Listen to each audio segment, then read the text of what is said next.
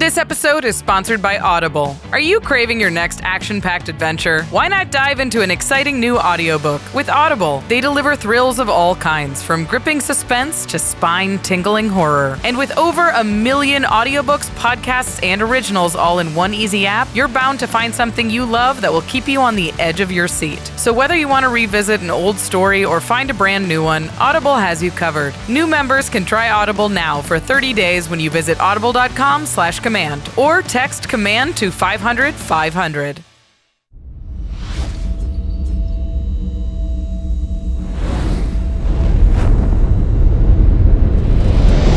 Greetings, humans. You have entered the Command Zone, your destination for all aspects of Elder Dragon Highlander.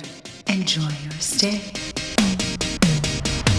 Hello, everybody, and welcome back to another episode of the Command Zone podcast. I'm your host, Rachel Weeks. How's it? It's Josh Lee Kwai. And it is a big day. More changes. Another big day. Yeah, a big announcement coming from Gavin and Wizards of the Coast regarding the Commander format. Yeah, this has been sort of on the calendar for a little while. We've had the April 22nd circled as the date that we expect some amount of unbans. We were told no bannings, and that is the truth. And a big announcement that came out today that has a list of unbans. So we're going to go through all of the cards that were unbanned. 5 of them were unbanned. All of them. Yeah, there's a bunch of unbans. I'm very happy about that. And there's also a long list of cards that were added to the Game Changer list after some feedback from the community when that came out a couple of months ago. So we'll go through all of the Game Changer changes. Yeah, Game Changer changes. That changes. I understood. Yeah. And more in this episode. Yeah, but first, let's talk about our sponsors, cardkingdom.com/command. If you want to pick up any new cards from Tarkir Dragonstorm, or if this unbanning has made you want to play some of those cards, probably won't, but maybe it will. Maybe. Or has made the changes to the Game Changer list might make you want to change your decks in some ways. Cardkingdom.com/command is the best place to go for your Magic products, singles, anything at all. Whether you're upgrading some of your old decks or just building brand new ones from scratch, maybe around one of the cool new dragons from Tarkir. I know I'm definitely doing that. Card Kingdom has all the cards you're looking for in the condition you're looking for, and they've got a huge inventory. And the great thing we love about them is they are super convenient. They are one place. You're going to put all your cards into the cart. You're going to hit checkout, and then one convenient package is just going to show up on your doorstep that has all that stuff in it. And all you got to do is add the basics, sleeve it up, and you're ready to go. Nice. Yeah, I am... I don't like to delay gratification once the deck is built. Like, I spend so much time thinking about every card that's in it, and then as soon as I'm like, but I want to play it right now, Card Kingdom gets you to that point faster than anybody else. So we definitely trust them for our own stuff. Again, cardkingdom.com/command. And if you're like me and you buy a little too many cards when you're shopping on Card like all of us, Rachel, you're gonna need a place to store those cards, to keep them safe, to keep them sleeved. Go to ultrapro.com/command to pick up all the accessories you need to organize and play with your cards. Keep them safe when you're playing them. I'm going through the process of merging my collection and AD's collection. Oh boy, that sounds like a project. So we have all of the card sorters from Ultra Pro, and we've got all of the sleeves that we're like, okay, we need the like little sorting card thing, and we're gonna do alphabetical. It's gonna be a nightmare, but at least Ultra Pro has given us the tools for it to be successful. And I know in the long run, my cards are gonna be safe. I'm gonna know where to find them next time I'm deck building, and we've got great binders to keep like our more expensive stuff in. So Ultra Pro's real pros. They know trading card games. They make products for all kinds of different games. If you're into D&D, if you're into Magic, if you're into Pokemon, they have all of the products you need to keep your stuff safe, organized, and looking pretty sweet. So go to ultrapro.com/command and you're supporting the show while you shop. And of course, the final way to support all of our content is directly. If you go to patreon.com/command zone, you can join our community, hang out with us on Discord, interact, ask questions. There's also exclusive content available to patrons at certain levels. You get access to extra turns and game nights earlier than the general public. All kinds of cool stuff. We poll our patrons sometimes about topics and things like that. So if you want to get more involved with Command Zone, support the content that you enjoy, patreon.com/command zone is the place to go. Plus, we shout out one lucky patron every single podcast episode, and this one is dedicated to Brandon Peterson. Brandon, you rock. You definitely rock. You rock for having a name that was easy to pronounce. Thank you. No shade at anybody who has difficult to pronounce names, because I'm one of those. Yeah, I'm not. I get asked all the time, like, how do you pronounce the, like, bridge on the river? Yeah, that's good. I'm days and months. It doesn't work as well these days because that movie's really old now. That's an old one. It worked better 20 years ago, All right, let's talk about this main topic, which is major unban announcements. Big day. Yeah, and a lot of changes to the game changer list. A lot of additions, a few removals. I mean, this last year has been the most change we've seen by far in the Commander format, and in that same sort of time frame. Probably more change in the last year than we've seen in any 5 combined years outside of that. Yeah, for sure. And this is sort of continuing that trend. It is. We're on the downhill. It seems like everything's sort of getting buttoned up. A lot of this announcement was about like, look, we've considered all the things. We have the format now. It's good. There's nothing else happening in the time being. Yeah, I really like that that Gavin said that in the article of like, okay, now we've sort of settled. He didn't say exactly these words, but what I got from it was now we've kind of settled and don't expect a lot of changes of this magnitude in the near future, which I liked him saying. And I think it makes sense. You know, I'll probably come off a little complaining about the size of the changes because I've been used to the pace it's gone at for the last 10 plus years. Right. But it makes sense. A new steward of the format comes in, Wizards, and they take a holistic look at the entire thing. And that's the point at which you would expect, like, okay, we're going to set the stage here, set the foundation. And that's going to be the bigger changes I would assume would come up front. And now it's more about maintenance, hopefully, from this point forward. Yeah. A couple of caveats. Josh and I are on the Commander format panel. We are on the group of people that discuss these decisions. We offer our opinions to the group, and there are 18 people and many voices at Wizards that are all involved in making these decisions. So we're in the room, but our opinions are separate from the opinions of the panel at large and also the opinions of Wizards. So anything we say today is not like the opinion of the group. There is no opinion of the Commander format panel. There's a million of us. 18 individual people that have their own opinions. Even Rachel and I don't agree on everything. And then there's, of course, the Wizards contingent, which we talk to Gavin mostly, but there are other people there. I'm not even sure if we know who they all are. So a lot of groups involved. And all we do is give our opinion, and then they do what they will with all the opinions they've heard. Okay, do you want to? Should we start? Let's just start by just broadly going over what the changes are. Let's do it. Yeah. Okay. So there are 5 cards that are being unbanned. So 5 cards that were banned, not game changers, that were like old school banned, that are coming off the list. Yes. Which I love because I've been an advocate of just unbanning stuff for a while, and 5 is a lot. So that's pretty exciting. They are being added to the game changer list, so they're still on a list, but a less restrictive list. I mean, it's a big difference between you cannot play this and you can play this, even if there's a little bit of restriction on it. So that's exciting. There are 18 cards being added to the game changer list, and plus the 5 cards that were unbanned. So there's sort of 23 new game changers. Right. But 5 of those are the unbanned cards. So that's a lot. But I don't think a game changer is even close to the same as banned, because it's like, you could still play those cards. You just have slightly restrictions around it. And you just play at a higher power level, which is fine. Yeah, which you probably were if you're playing those game changer cards anyway. Right. It's more about defining than it is about restricting you, I suppose. It's not restriction. It's just categorizing. And then 2 cards were removed from the game changers list. So they were previously game changers and are now no longer game changers after getting some feedback from the community and also sort of further developing what the game changer list should be. A couple cards came off. Yeah, so we end up with 21 more cards on the game changer list than there was previously. I mean, that's a lot. There were 40 to begin with, so and now there's going to be 61. Yes, which we'll get into what we think about that in a little bit. We did want to say that there was no changes to the bracket system overall. Right. So the brackets kind of work how the brackets did before.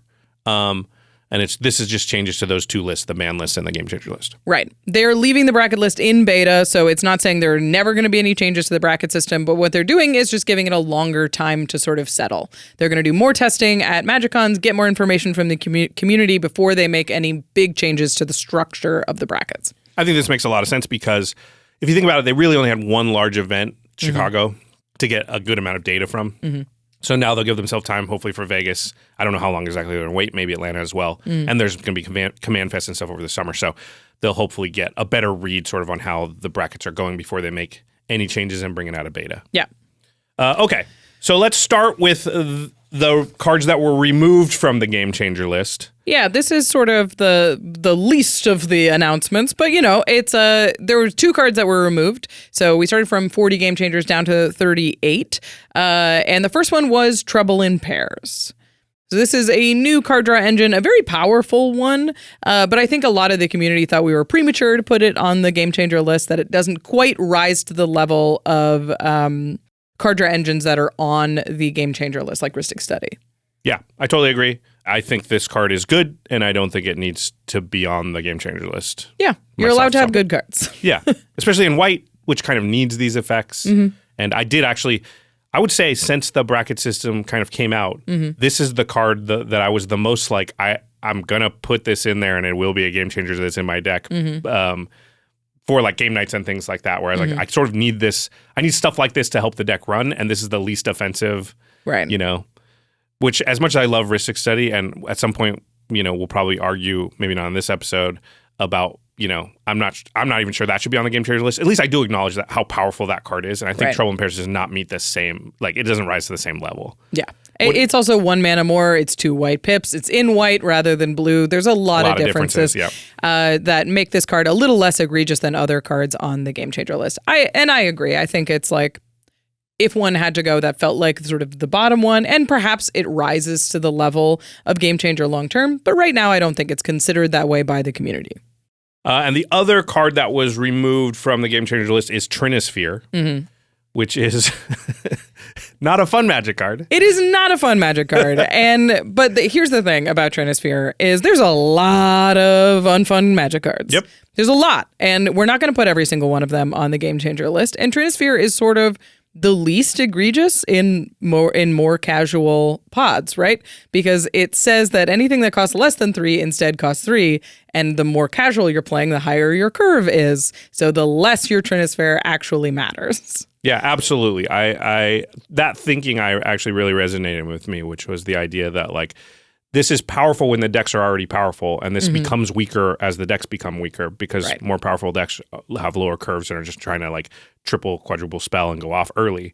Whereas, you know, more casual decks are usually like, I want to cast this 8-drop dragon. And Trinisphere doesn't hurt you that much. No, it doesn't. It's a 9-drop dragon now, but that's not as big of a difference as it doesn't cost more. It actually doesn't do anything. It doesn't do anything to it because it's not 3 CMC. So I like that argument, and I think it's fine. That means that Trinisphere will naturally find its home in the game where it's going to be played in higher power decks and not lower power decks anyway. Yeah, they're not saying need to be on the list. Yeah, they're not saying that like Trinisphere is fun and you should add it to your casual deck. They're saying it doesn't deserve a slot on the Game Changer list. It already wasn't going in the casual decks. Yeah, nobody's playing it at casual levels. And if we're talking about like trying to restrict cards from like the lower power tables, there's a lot more impactful hate pieces than Trinisphere that like would be higher on the list for the Game Changers than Trinisphere would be. So for me, this was a pretty easy cut. Yeah, and a thing we'll talk about later that I think is important is, you know, the length of the list matters. The more cards there are, the more sort of mind-numbingness it has. So anytime you can sort of take one off because it just doesn't matter if it's on there, it's going to do the job we want to be done is already being done because of the card is good. Right. Like, let's just lower the amount of mental real estate it takes up in my brain because I have relatively little left to like hold all this information in my head and know what the heck I'm, you know, quote unquote allowed to play or not. Yeah.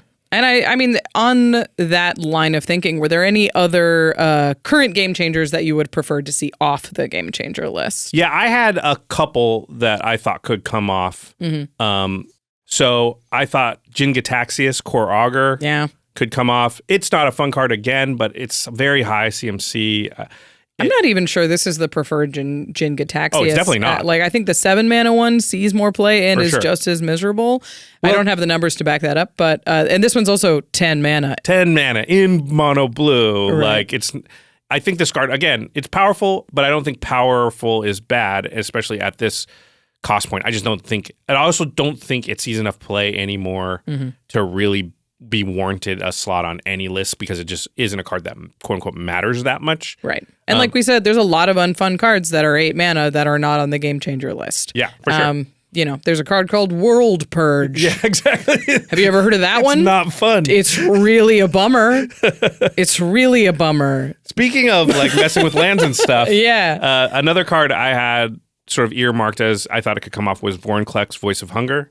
Yeah, this is the one that sleeps your lands if you tap them and doubles your mana. Yeah. This is a very powerful card as well. It's the kind of card that you don't really want to see at a casual table, but it's also sort of covered by the mass land denial clause because it sleeps your opponent's lands. Like Winter Orb and Blood Moon and all of that are shuffled under this mass land denial category. So I think Vorinclex could absolutely be considered on that list as opposed to on the Game Changer list. I also think part of what the bracket system and the Game Changer list are trying to do is help people find games that sort of match where they're at. And so it's not, is this card good or fun or powerful or too powerful as much, so much as like, is it likely to be in a pod where the pod could handle it or keep up with it? Right. And Vorinclex is a creature. And just naturally creatures at this mana cost are deal withable. Like a 2-mana creature that like locks down the game early is not as good in a casual pod because now I'm expecting my casual decks to have efficient removal early. Right. But can I expect my casual decks to have removal at some point in the game? Yeah. Yes.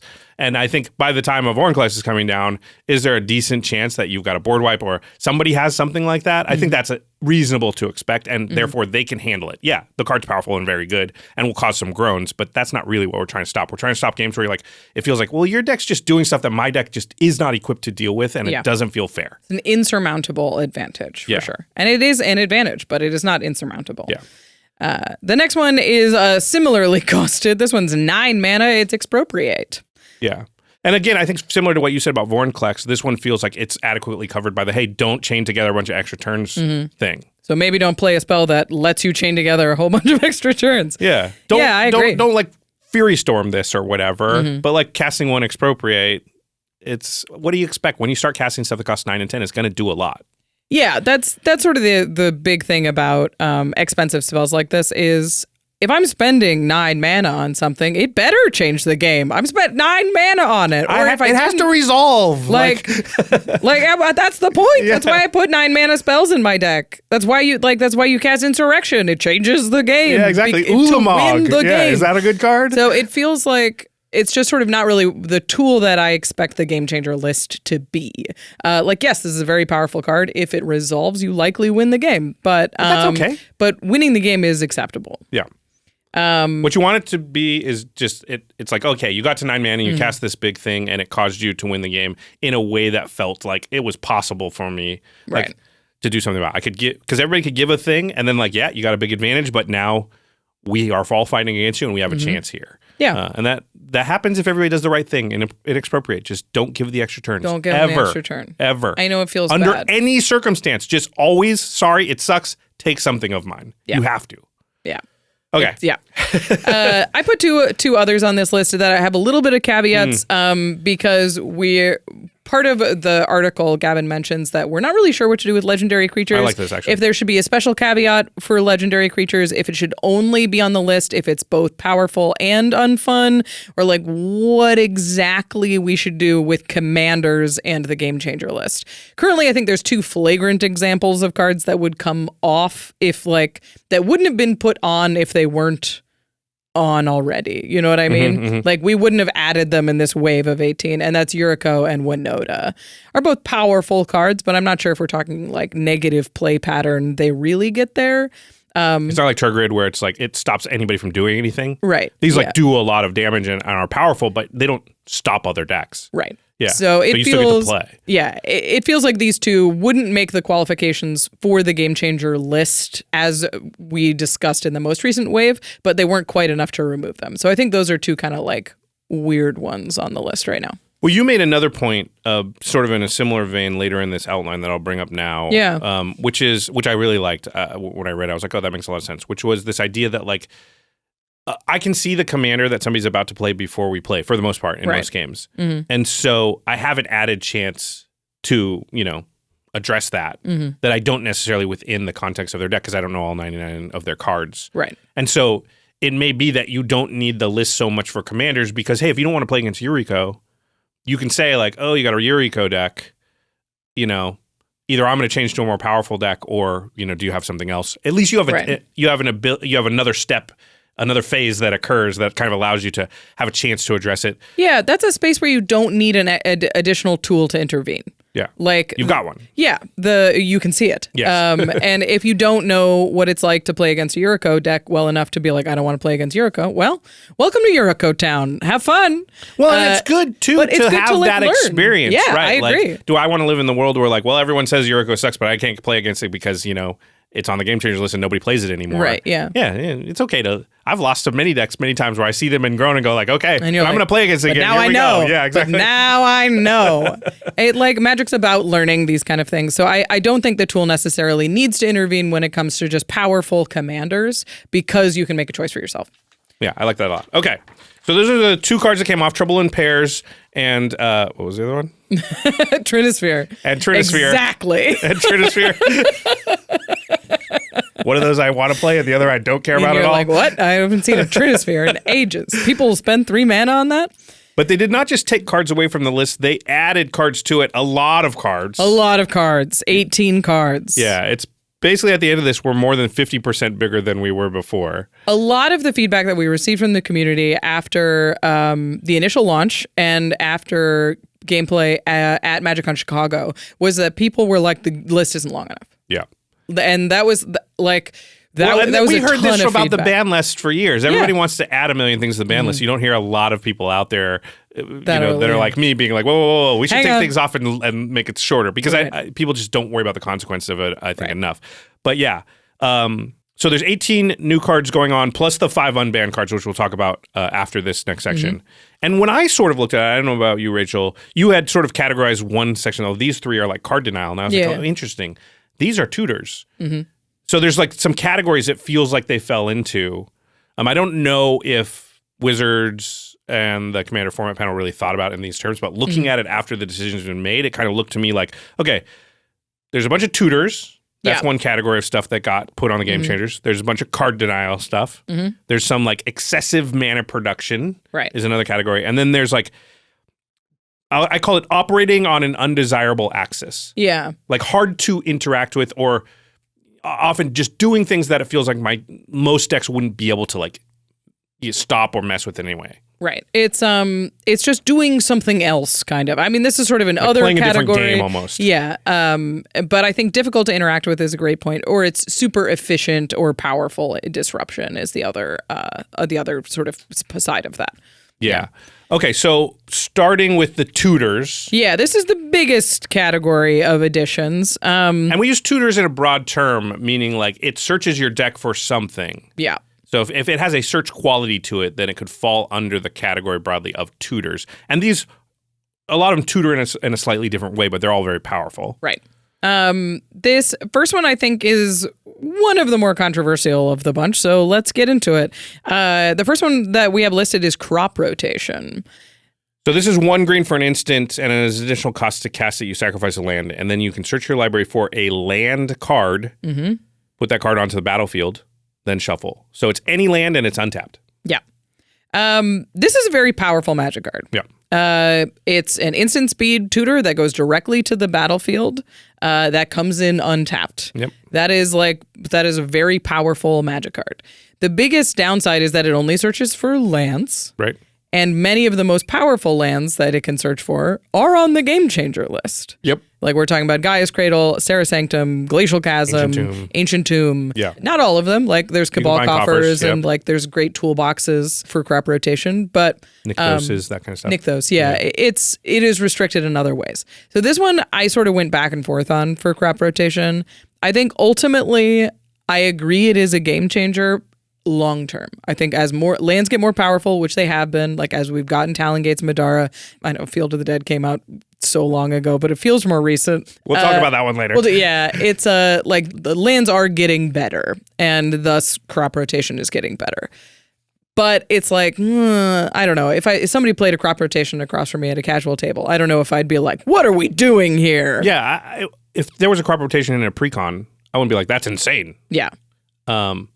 Yeah, so maybe we philosophically fall on different sides of the fence when we're close to the line. When I'm close to the line, I go, I don't think we should do anything with it then. Right. I want to be clearly across, like this is clearly needs to be this. If it's unclear, let's default to, I don't think it needs to be on the list. So to me, I acknowledge it's a very powerful card. I love what you said. That was one of the things I thought about. I was like, well, a lot of things that would go get that I'd be worried about that would push it into are game changers. Right.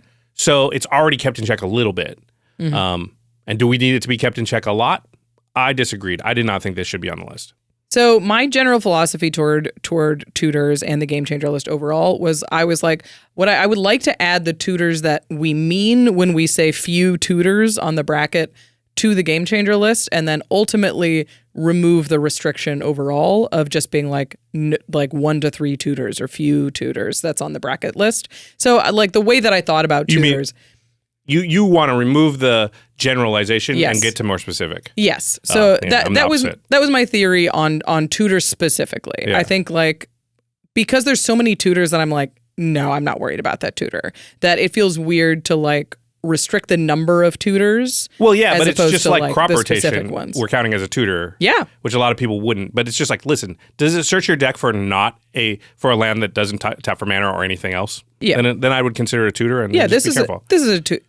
Yes. Right now it's restricted in 2 places. I don't think this is the right time to add crop rotation. I think long term it could be a game changer and that's reasonable. But I agree that this one's very close to the line. Okay, the next tutor that was on the list is Gamble. This is 1 red for a sorcery. Search your library for a card, put that card into your hand.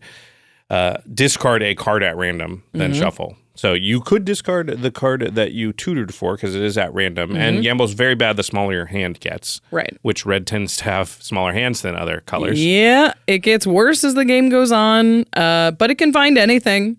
The joke for Gamble is this is Red's Entomb. Yeah, exactly. It's really good in decks that, like, I don't care if it's in my hand or my graveyard, or I'd almost prefer it in my graveyard sometimes, yeah. It's very interesting because it's like, early game, you're like, well, it's 70% demonic tutor. And late game, you're like, well, it's 100% Entomb. Yeah. And it is card disadvantage. It gives you a card, but the card goes. But you do lose a card. You're losing something, card. even if it's not. And the card you spend a card on it. Yeah. So there's a lot of issues. Vampiric Tutor is like that too, right? You spend a card, yeah. but the card goes on top of your library. You have to draw it somehow, so you kind of lost. You are down a card. Yeah. Right. I think Gamble's a very flexible tutor, and it is reasonable that it is a game changer in a world where we're not limiting it elsewhere. Yeah, to me, this was covered under the hey, don't have a lot of tutors. Yeah. Very obviously. Yeah. If this is not a tutor, then what is it? It's a tutor. It's a tutor, certainly. I do think Gamble is the worst tutor on the game changer list, which is it's very good. It's good. Yeah, I don't run it that much because I stopped running tutors generally a number of years ago, and I just don't have very many. But back in the day when I didn't have that restriction on myself, I would run Gamble in most decks with red. Like it is extremely good. It gets you the best card you need right then for 1 mana. It's interesting because tutors are like I have a mono red sticker deck and I run Gamble because there aren't that many mono red sticker cards. Yeah, so you gotta find one. I gotta find. There has to be some amount of tutors, and now my mono red sticker deck is automatically a 3 because Gamble is listed as a game changer. So there are downsides to listing specific tutors. All right, the next tutor. Intuition. This one is legit very good. 2 and a blue for an instant. Search your library for any 3 cards and reveal them and have an opponent choose 1 that goes into your hand. The rest go into the graveyard. Shuffle your library. This is such a game changer. I think Intuition is right at home on the game changer list. Yeah, I have no big arguments with this one. It's arguably more powerful than some of the tutors that were already on the list. Yeah, I agree. It's also a very expensive card. It is. Yeah, it's a card that, like, if you want to play high-powered, you're going to have Intuition in your deck. And for those that don't know, generally you know what 3 cards you're getting, and you don't care. Yeah. Put them in my graveyard, put them in my hand. They're all bad for you in either of those places. Right. Yeah. It's some combination of the card you want and ways to get you the card you want. Yep, exactly. At instant speed. Yeah. Either you give me the card or you give me the card that gets me the card plus another card. Yeah. Yeah. It's tough. But Intuition's very powerful. I think makes a lot of sense on the game changer list. The next one is Natural Order, which is 2 green for a sorcery. As an additional cost to cast it, you sacrifice a green creature, and then you can search your library for a green creature card, put it onto the battlefield, and then shuffle your library. So it tutors a green creature, can be multicolored but have green in it, directly onto the battlefield. But you do have to sack a green creature, usually a mana dork, this. The cost is not very high. It's 4 mana, Crater Hoof. Yeah. It's basically what it is. Yeah. Natural Order is one of the most powerful green creature tutors in the game, and I think it is reasonable to have it on the Game Changer list. It is very interesting because this card makes me think of Flash a little bit, where Flash was like a very powerful card that was legal in Commander for a long time. The casual players just didn't really know how to use and didn't really use it. So, and Natural Order is like that, where it's like, yeah, this is very powerful. It's doing exactly what we want to do, but is it don't a really problem play at the it? tables where it would be a problem? And I don't feel like it is. I don't know. If you spend 4 mana and you tutor like an Atraxa to the board on turn 3, then yeah. Well, certainly that is like you can name scenarios where it's powerful. But what I mean is at the tables where it would be a problem, where doing that is more powerful than what anybody else is doing or can do or can stop or interact with. I don't feel like Natural Order is being played very much in those situations. It currently, no. It's not seeing a lot of play. Well, it's been out for 20 years. So no, I agree. So currently, what was going to happen to change that paradigm? So to me, this was like, why? Why add this to the list, make it a thing that people have to think about and remember when like it's not a problem? I don't know. I just haven't heard anybody out there complaining about Natural Order. Have you? No, I think it is a weird problem that the Game Changer list has. That you're like, okay, there are cards that we would really rather not see play at casual tables. But guess what? They're not. So that system works. But they're not. But like there are hypothetically some tables where Natural Order is whooping people's butts. You know, like we don't have access to every table, and Natural Order is unrestricted in the way that it's like, yeah, it's totally fair for me to do that. All right, if you're out there and Natural Order was causing a huge problem within your play group, I want to hear it in the comments. I really want to hear it. Okay, the next one is a little bit similar, also green, Worldly Tutor. It's 1 green for an instant. Search your library for a creature card, reveal it, put it on shuffle, then put it on top of your library. In like Mystical Tutor, Vampiric Tutor were on the Game Changer list, Enlightened Tutor, and a lot of people were like, well, what's up with Worldly Tutor? I remember bringing it up at the time, and I was like, well, it does seem a little weird not to have Worldly Tutor. It's the cousin problem, which we'll talk about later, which was like, whatever, you gotta draw lines. But the line got moved, and now Worldly Tutor falls on the other side of it. Yeah, I think this was a big response to the community being like, creatures are super powerful, and they are. They're right. It's instant speed. It can find basically anything in the decks that it's running. Worldly Tutor is very powerful. So yeah, it found its way to the Game Changer list. Something that I think we should talk about is there was a big outcry from the community about a lack of green cards, specifically because green is so powerful in casual Commander, and there really wasn't a long list of green cards on the Game Changer list. So I do think that some of the green cards that got added to the list were considered extra hard because of the fact that green had this deficit. Whether they should have or not, I think that played in. Sure. I think it's, I don't know the reasons why, they chose these cards, because Wizards, again, and Gavin, whoever else over there, ultimately makes the decision. So I don't know if they told us, and if they did, I didn't see it about like, hey, we want to add more green cards because everyone's kind of mad that there's not as many green cards. To me, the reason there's less green cards on the list is because when we talk about what can decks handle, the things green is doing, most decks come to the battlefield equipped with some tools in their deck to handle creatures. Right. Because everyone's got commanders at the very least, so you feel pretty comfortable running some creature removal based stuff, and quite a bit of it, because you know that's going to be your main problem in every game. And so green naturally doesn't feel like they do a lot of stuff where you're like, well, geez, they're just doing a thing that there's no way in hell I could ever compete. I just don't have the tools in my deck because I didn't know we were having that kind of fight. Right. They're playing by different rules than I came with. No, green's like, hey, guess what? I'm going to attack you with creatures. And everybody comes to every game saying like, okay, I might get attacked with creatures. What's going to be my answer to that? And has some answers. So that to me is why green didn't have as many things. But hey, when there's outcry, sometimes you got to respond. We've all got different reasons. Yeah. Okay, let's move on to, so that was the tutors category. There was 5 of them. I thought 2 of those, Intuition and Worldly Tutor, I was like, okay, those, and the other 3, I thought we don't need those on the list. How about you? I'm firmly on board for 3 of them. I think Gamble and Crop Rotation are ones that we could have waited until we decide what is happening in the actual structure of the brackets. All right, the next category of cards that got put on the Game Changer list we're calling card denial. Yeah, no, I hate card denial. Yeah. Give me, those are mine. Yeah. I earned them. Yeah, don't deny me cards. That's all I want to do in games is draw cards. I don't even care if I win. But before we get to those cards, we're going to hear a few words from our sponsors. You know, with all these MagicCons now, we've been doing a lot of traveling. That's true, but hey, at least the flight to Vegas is quick. Flight? I'm making a drive. That's like over 4 hours, Jimmy. Yeah, but that's over 4 hours of listening to audiobooks. I've been working my way through the Wheel of Time series on Audible. So instead of endless Nevada desert, I'll be on an epic fantasy adventure. Wait, you're listening to the Wheel of Time? Mm-hmm. That's like my favorite series ever. I've been listening to Elantris by Brandon Sanderson, which is actually one of the titles included for free with the Audible membership. Oh, nice. Yeah, and even with how busy my schedule is, Audible's app makes it easy to just throw it on when I'm taking a walk or driving to work. Plus, as a member, you can choose one title a month to keep from the whole catalog. And they've got over 1 million things in there. Oh, that explains why you're planning a drive that's like months from now. Yeah, actually, that's more of a Wheel of Time thing, because I'm only on book 2. Oh, so I guess you're just driving to all the MagicCons until like 2032 then. Yeah. How many hours does it take to get to Atlanta? Probably about a third of a Wheel of Time book. Oh, nice.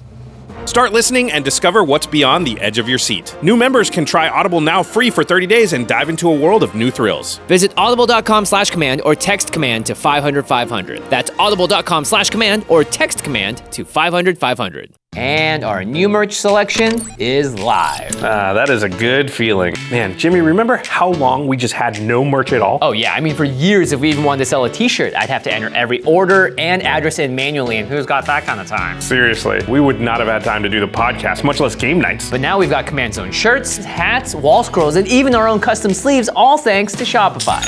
Nobody does selling better than Shopify. They give you everything you need to get your product in the hands of your fans no matter where you are as a business. Whether you're a fledgling YouTube channel or a global brand like Allbirds, Shopify is there with the best converting checkout system on the planet, turning more browsers into buyers while leaving you free to focus on your product. Businesses that sell more, sell on Shopify. Exactly. Okay, I'm gonna buy a t-shirt. Jimmy, you're a host. You could just have a shirt. Yeah, but I like getting packages. Upgrade your business and get the same checkout we use. Sign up for your $1 per month trial period at shopify.com/TCZ, all lowercase. Go to shopify.com/TCZ to upgrade your selling today. Again, shopify.com/TCZ. Josh, You ready? Let's do this.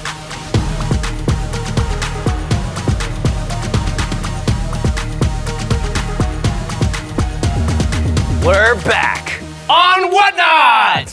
A ton of people have been asking us when we're going to stream on Whatnot again, and it's finally happening. April 24th at 2 p.m. Pacific. Be sure to bookmark it at whatnot.com/invite/command. We're gonna be doing tons of sweet giveaways, some cool Game Nights merch, and even signed cards. And of course, we'll be there live, hanging out in chat, answering questions with the fans. Yeah, these Whatnot streams are always a blast. It's really like doing an episode of the podcast, but you get to be part of it and maybe win some free stuff. And this time, we'll be back to back with the Professor! He'll be starting right before us at 1 p.m., so you can watch the prof and then jump right over to us afterward. It's like a double feature. Wait, that set sucked. It's like Trouble in Pairs. That art was kind of Yeah, plagiaristic. fine. It's a 2-for-1. And the best part is, if you sign up for Whatnot using our link at whatnot.com/invite/command, you'll get $15 for free to use anywhere on the platform. That's a pretty hard deal to pass up. So come join us on April 24th at 2 p.m. on Whatnot to get in on all the fun. And don't forget to use our link and get those 15 free dollars. So be there or be square.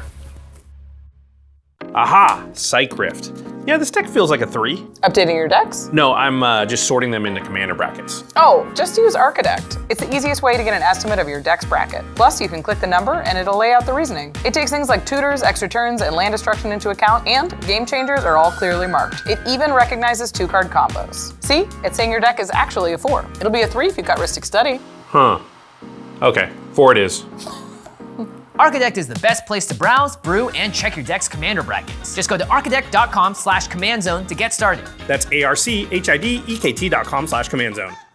Welcome back, everybody. We are talking about the new cards on the Game Changer list, starting with a section on card denial. My least favorite. I know. By a lot, yeah. This first one is a rude gal. It is so rude. Narset, Parter of Veils. 1 blue for a legendary planeswalker Narset. Each opponent can't draw more than 1 card each turn. What the hell? Like, what? Excuse you. Who reads those words and is like, that sounds cool? And then there's a -2 ability. Look at the top 4 cards of your library. You may reveal a non-creature, non-land card from among them and put them into your hand. Put the rest in the bottom in a random order. But mostly each opponent can't draw more than 1 card. And this each is turn. that wording on cards. Like, most of the cards that say that are banned. Yeah. Like, we've learned, like, people don't like those words. For sure. I mean, Hull Breacher is on the banned list. For Leovold is on the banned list. Yeah. We have decided how we feel about this type of effect. And there will be more cards that are similar effects. Yeah. It seems like they were like, what other cards say that? We should probably at least put them on the Game Changer list. And you know what? I can get behind it. I think it's okay. I mean, these are miserable cards to play against. If somebody plays a Narset in a casual deck, you're like, what are you doing? Yeah. Really? Yeah. Yeah, I don't like, because usually you windfall right after or wheel in some way, and that's the situation where you're saying, like, nobody gets to do anything. Right. And, you know, if you're playing a casual green deck and somebody goes Narset, windfall, like, that's where it feels like, oh, I have nothing in my deck that can interact on that level, that's playing on that axis, right? Like, just like, oh, I don't have cards, I can't do stuff, and I could look through my entire deck, and there's nothing I could do about them doing that.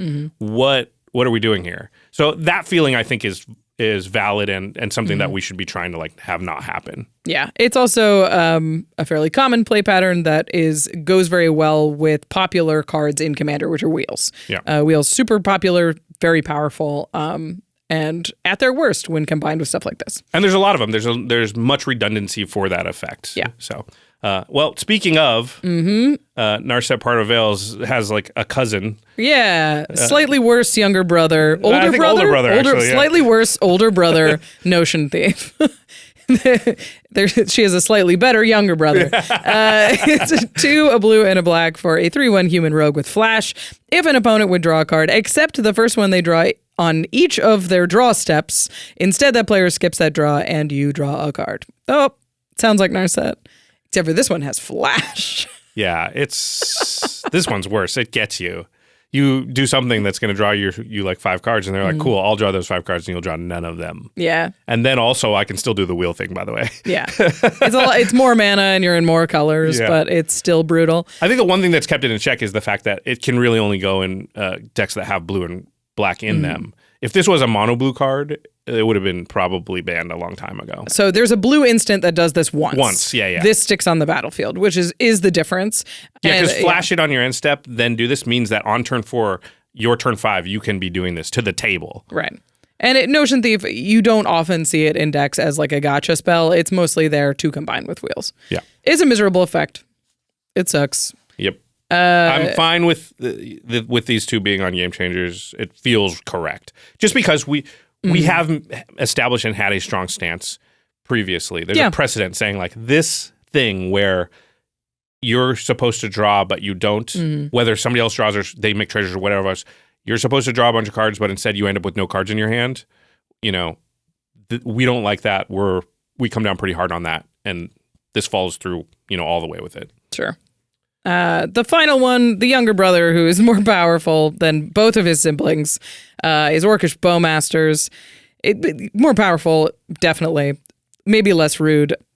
Maybe. 1 and a black. Stop talking. 1 and a black for a creature orc archer. It's a 1/1 with flash. When it enters the battlefield and whenever an opponent draws a card, except for the first one they draw on each of their draw steps, Orcish Bowmasters deals 1 damage to any target, then amass Orcs 1.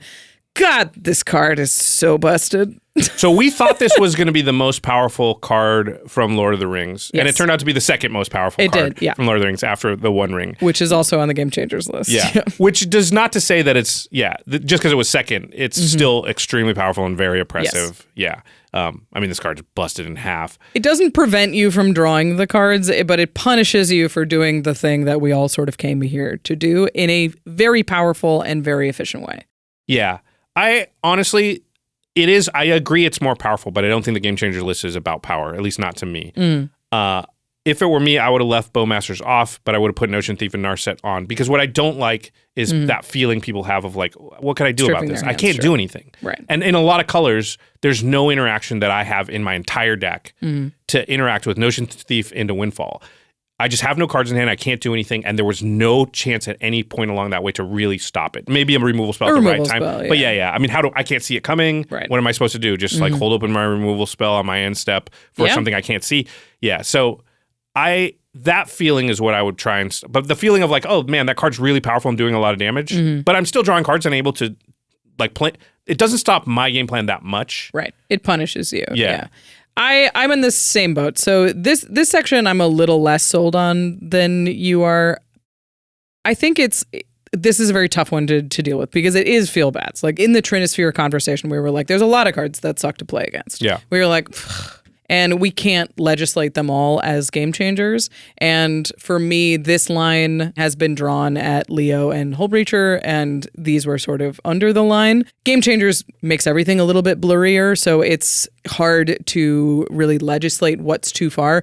I think Orcish Bowmasters for sure, I would not have put on the game changer list because I agree. It's powerful, but it doesn't But powerful's okay. Stop Powerful's you fun. from doing the thing. Yeah. It says, okay, you don't get to have a board and a wheel, but that's a 2-card combo that doesn't end the game. It is what it is. So I'm closer on Notion Thief and Narset, but again, I think they just sort of have this feeling of like, if you want to do miserable things to people in Commander, you can. You can find ways. You can. Like, and these cards isn't the line to stop you from doing miserable things to people in Commander. So if you're like, okay, I'll mark Notion Thief and Narset, and you're not allowed to do those. And you're like, okay, but I am allowed to strip lock somebody. And like, that's not mass land destruction, that's targeted land destruction. Hey, listen, I'm on the side of targeted land destruction. Yeah. It's okay, and you should probably run some. Yeah, I know. I'm talking about a lock. Yeah. But it's... Yeah, so it's a tough line to legislate, and I'm sort of less interested in the like legislating the feel bads as much as I am just like the tools that let you do it super efficiently and super consistently, I guess. Yeah, to me, I just like drawing the line of like, hey, if you're going to do that stuff, you should be at this level. You should tell people I'm here, and that's what Game Changer is for. Right. Like if you're going to do stuff like that, it's probably not appropriate to be doing it in bracket 2. For sure. And yeah. that's really what the Game Changer list is to me. Is just that conversation of like, hey, I'm doing some stuff that's okay to do here, not okay to do here. Right. Yeah. Okay, so that is the card denial section. We're going to move on to cards that we're calling excessive mana production. So these are cards that are just give you too many resources for too free or too quickly. And the first one is Seedborn Muse. She's here. She's 5 mana. I love this card. She lets you untap all permanents you control during each other player's untap step. Her banned sister, Prophet of Krufix. Another one of my favorite cards. It gives you all the untap and the flash ability. Seedborn Muse only gives you all of your permanents untapped every turn. What could you possibly do with that? Yeah, it firmly belongs on the Game Changer list in my view as a person who loves the card. Yeah. I don't remember if I brought it up for the original Game Changer conversation when we were doing the initial list. If I didn't, I was incorrect to do that. And I remember thinking of it later being like, oh, maybe Seedborn Muse should be on there. Did we talk about that? Nope. But I agree. It's effectively chaining extra turn spells together. I agree. That is what it's doing effectively. And so when we say, oh, don't chain extra turn spells together, Seedborn Muse, it's like saying Crop Rotation's a tutor. Crop Rotation is a tutor. It doesn't have the word tutor on it, and it doesn't do all the things we think tutors do, but Entomb's a tutor as well, in the same way Seedborn Muse is an extra turn spell, so... Yeah, I totally agree. It's not an extra turn spell. It's the chaining and the extra turn spells all together. All in one. Yeah. If you're running Seedborn Muse, it is an extra turn spell, and that is exactly what you're doing. Yeah. And if you think that you don't, then stop making the joke, you mean our untap. Because, yes, it is. Just own it. Yeah. The only reason I didn't think of it is, like, I don't play Seedborn Muse anymore because of the clock issue. It takes up so much of everybody else's time and is functionally giving you a ton of extra turns. So I just... don't put it in decks anymore, and for that reason, it definitely should be a game changer. Yeah, I don't put it in decks anymore because it fell into our list of like Jessica's Will and stuff where I was like, this just increases the power of my deck above where I want it to be. Right. So I have it in a few, but I know those are my bracket 4 decks or whatever. Yeah. Yeah. The next card in the sort of excessive mana production category is Mishra's Workshop. You may not have seen this one because it's pretty old. It's a land, and it can tap to add 3 colorless mana, but you can only use that mana to cast artifacts. Yep. Can't use it to activate any abilities. Can't activate abilities of artifacts. You can only use it to cast. But it's a land artifacts. that taps for 3 mana. Trace. Repeatedly. This card's messed up. Any deck it's in is like, 75+% artifacts. So like it just taps for 3 every turn. Yeah. You're like a Temple of the False God that works on turn 1 and doesn't hurt you and gives you extra mana. Yeah, that even has 1 extra. It is like playing Land Soul Ring turn 1, except for you're actually still 1 mana above that play. It's land Mana Crypt. Yeah. Oh my God. It's and mana it doesn't hurt Mana you. Crypt. It's Mana Crypt. That's why it's so good. It's busted. Mishra's Workshop's a very powerful card, and I think it makes sense on the Game Changer list. Obviously, it doesn't see a ton of play because it's super expensive. Super expensive. Super expensive. I don't even own one. But you shouldn't be able to price yourself into a lower bracket because we assumed that people aren't playing Mishra's Workshops. So. Yeah. Yep. It definitely belongs there. Yeah. All right, the next one is a classic combo piece, but also creates excessive mana, usually infinite mana. It's Food Chain, an enchantment that says exile a creature you control. Add X mana of any one color, where X is 1 plus the exiled creature's mana value. Spend this mana only to cast creature spells. I did not know this was 3 mana. Oh, yeah. I assumed Food Chain was at least 5. This is a nutso card and has been a boogeyman in the format, comboing off since Prosh. Yeah, since Before 1990, whatever it came out. Food Chain's a busted card. For me, Food Chain was always sort of restricted by the 2-card combo stipulation, where you're not allowed to combo off before a certain time below bracket 4. Yeah. So it was like, hey, don't do 2-card combos. Food Chain is usually part of a 2-card combo that creates infinite mana. Right. Prosh or some crap. So yeah. It's for me, it's like it is restricted by that other thing, but there was a lot of people who asked for Food Chain specifically, and if you play a fair Food Chain, it's not fair. I've never seen a fair Food Chain. I've never seen a fair Food Chain. So I think it's fair to put it on the Game Changer list, even if it's not even if it is sort of tacked on somewhere else.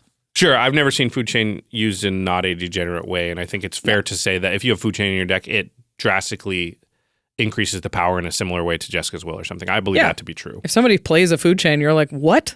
No, we're not they were doing it's that. a 2, don't worry, it's not very powerful, it's basically like an upgraded precon, and then they, turn 3 go Food Chain, you're like, okay. hang on a second. All right. Yeah. Wait a minute. Whereas like crop rotation out of precon, you'd be like, okay, that's cool. What are you going to go get? Because, Bounce a land. tri-land? Yeah, exactly. But yeah, Food Chain, you're like, something does not compute here. One moment. Food Chain for sure. Oh, so we thought all 3 of these ones should be on the Game Changers. We both agreed with all 3. I agree with these. Yeah, that's interesting. We're moving on to Extreme Draw Engines, Josh's favorite show. Extreme. This is my favorite show. Welcome back to another episode of Extreme Draw Engines. Man, we got to make that show. I've been making that show for 10 years. Oh, God. Okay, so there are just 2 cards in this category. The first one, I gotta be honest, this one was one of the bigger head scratchers for me on the entire list. I don't like this one. And I on feel the this, list. it's like Consecrated, or sorry, it is Consecrated Sphinx. Yeah. Which is 4 blue for a 4/6 flyer, and it says whenever an opponent draws a card, you may draw 2 cards. Mm-hmm. So even their draw step, if you have this out, you usually cast pass turn, they draw their card for turn, you immediately draw 2. Right. Which is 6 mana. It's like it's like a Mull Drifter at that point. Yeah. But then usually people are, casting cards that draw spells, or it gets passed and then you draw 2 more on the next player's turn. It draws you a lot of cards if it doesn't die right away. Mm-hmm.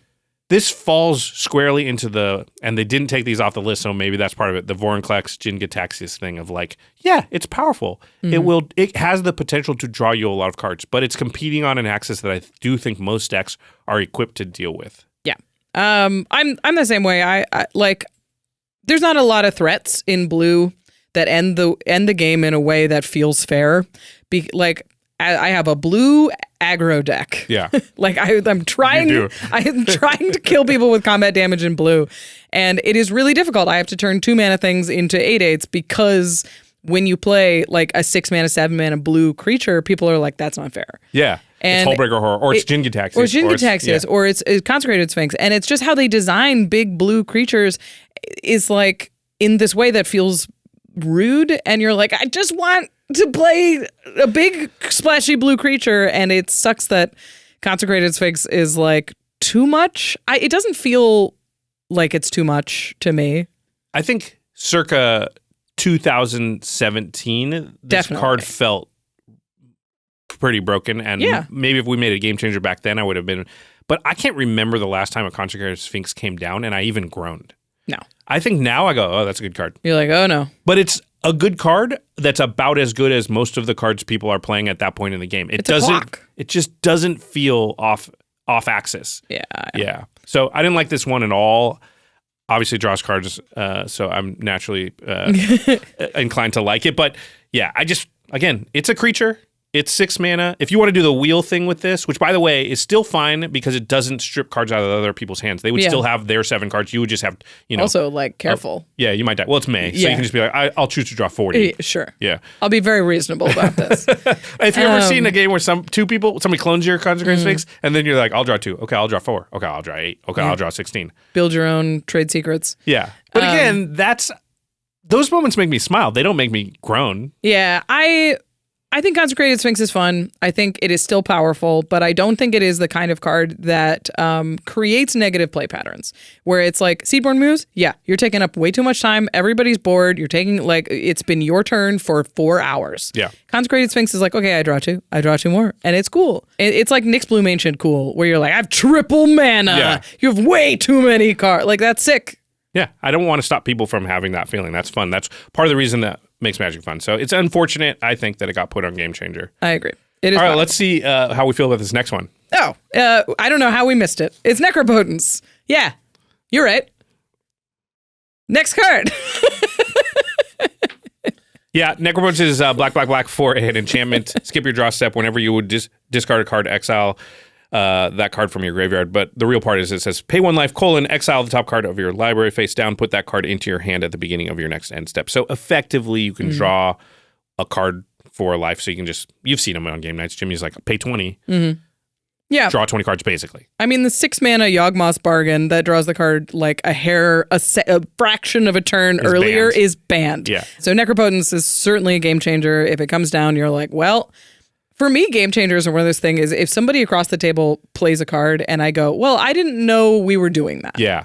Like, we could all be doing that, and none of us are doing that. We're playing, like, our piddly draw engines, Right. like Guardian projects that are like, I'm going to draw, like, 2 or 3 turns, and it's going to cost me 7 mana. And so it's like, we could all be doing that, and we're not.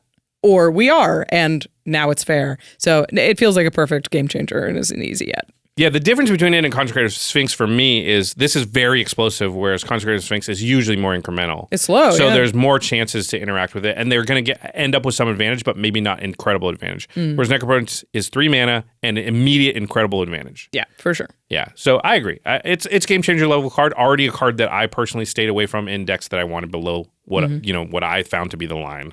Yeah. Okay. Extreme card draw engine section, and now See you next time. now we're into. I had difficulty naming this category, but I came up with other stuff. I came up with operating on an undesirable axis. Yeah.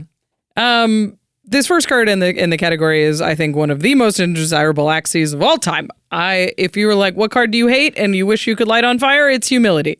Wow. I do not like this card at all. It hurt you. It messes with my creatures, and there was a guy at our game store that played it all the time. Okay. 2 white for an enchantment. Each creature loses all abilities and is a 1/1 creature. They're just soldiers. Human soldier nothings. And any question you have, like, do I get the ET? No. Nope. The answer is no. What about my commander? Nope. You get cast triggers, but that's it. Cast triggers, yeah. That's it. Eldrazi Which Humility didn't exist deck. for a long time when Humility was out, Yeah. I built a Humility deck at one point. Well, it had Humility in it. I called it a Chaos deck. Yeah. I just put all the weird effects in it. And I learned very quickly, Humility sucks. Humility sucks. Yeah, it's just going to make the game take like 17 hours.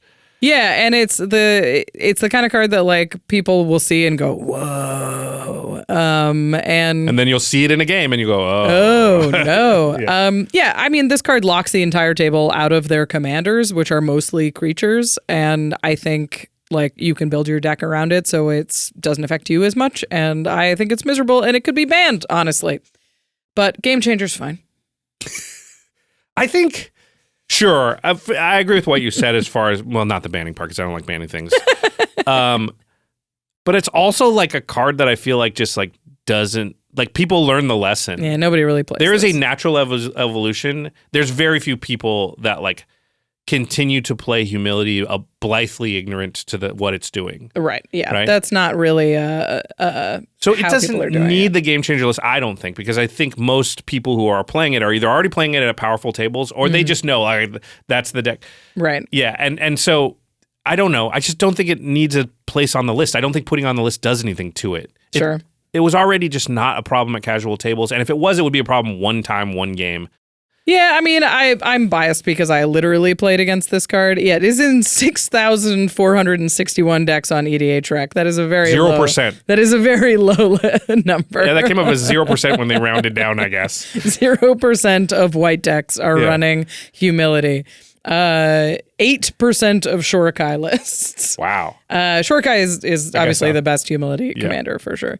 Yeah, I mean, it's a miserable card, and it's one of those things where you're like, I don't want to restrict things based on like how much they're played necessarily, because there is some wise guy that's playing this at their game store that's just like, oh, it's not a game changer, and I guess we can't account for all of those, you know.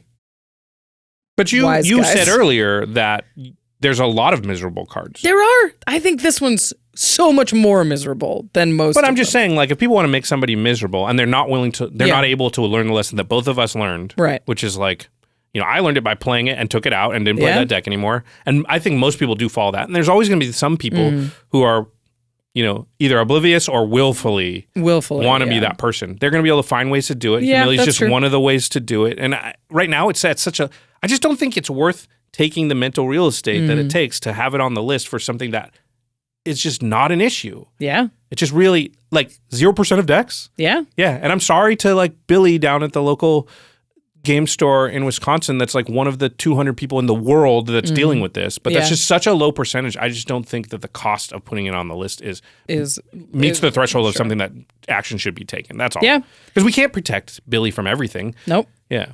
Yeah, and it's the best thing we can do is teach Billy to say, "Hey, listen, can you pull out a different deck that doesn't have humility? Because that's not that fun." Right. And I mean, that's kind of what the Game Changer list is designed to do, but it's also, yeah, you're right. We can't account for everything.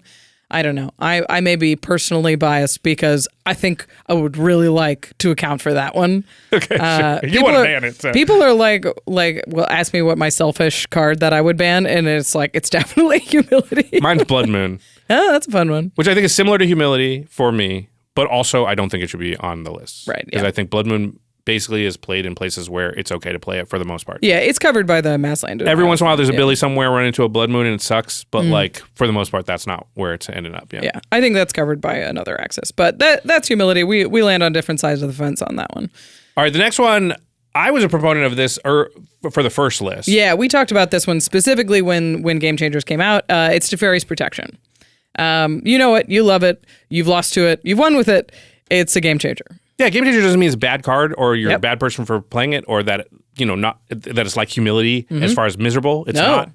It just is a very powerful card that does, I think, meet the criteria of, oh, that's on an axis that like my casual just attacking with creatures deck just really has it just doesn't have any tool in there. I wouldn't expect to be needing tools to deal with that. Right. I need game changer tools to deal with that level of thing. Right. Yeah. You're like, there's decks that I play that I was like, oh, I was always going to lose to a Teferi's Protection. Yeah. If you had a Teferi's Protection, yep. I cannot beat that card.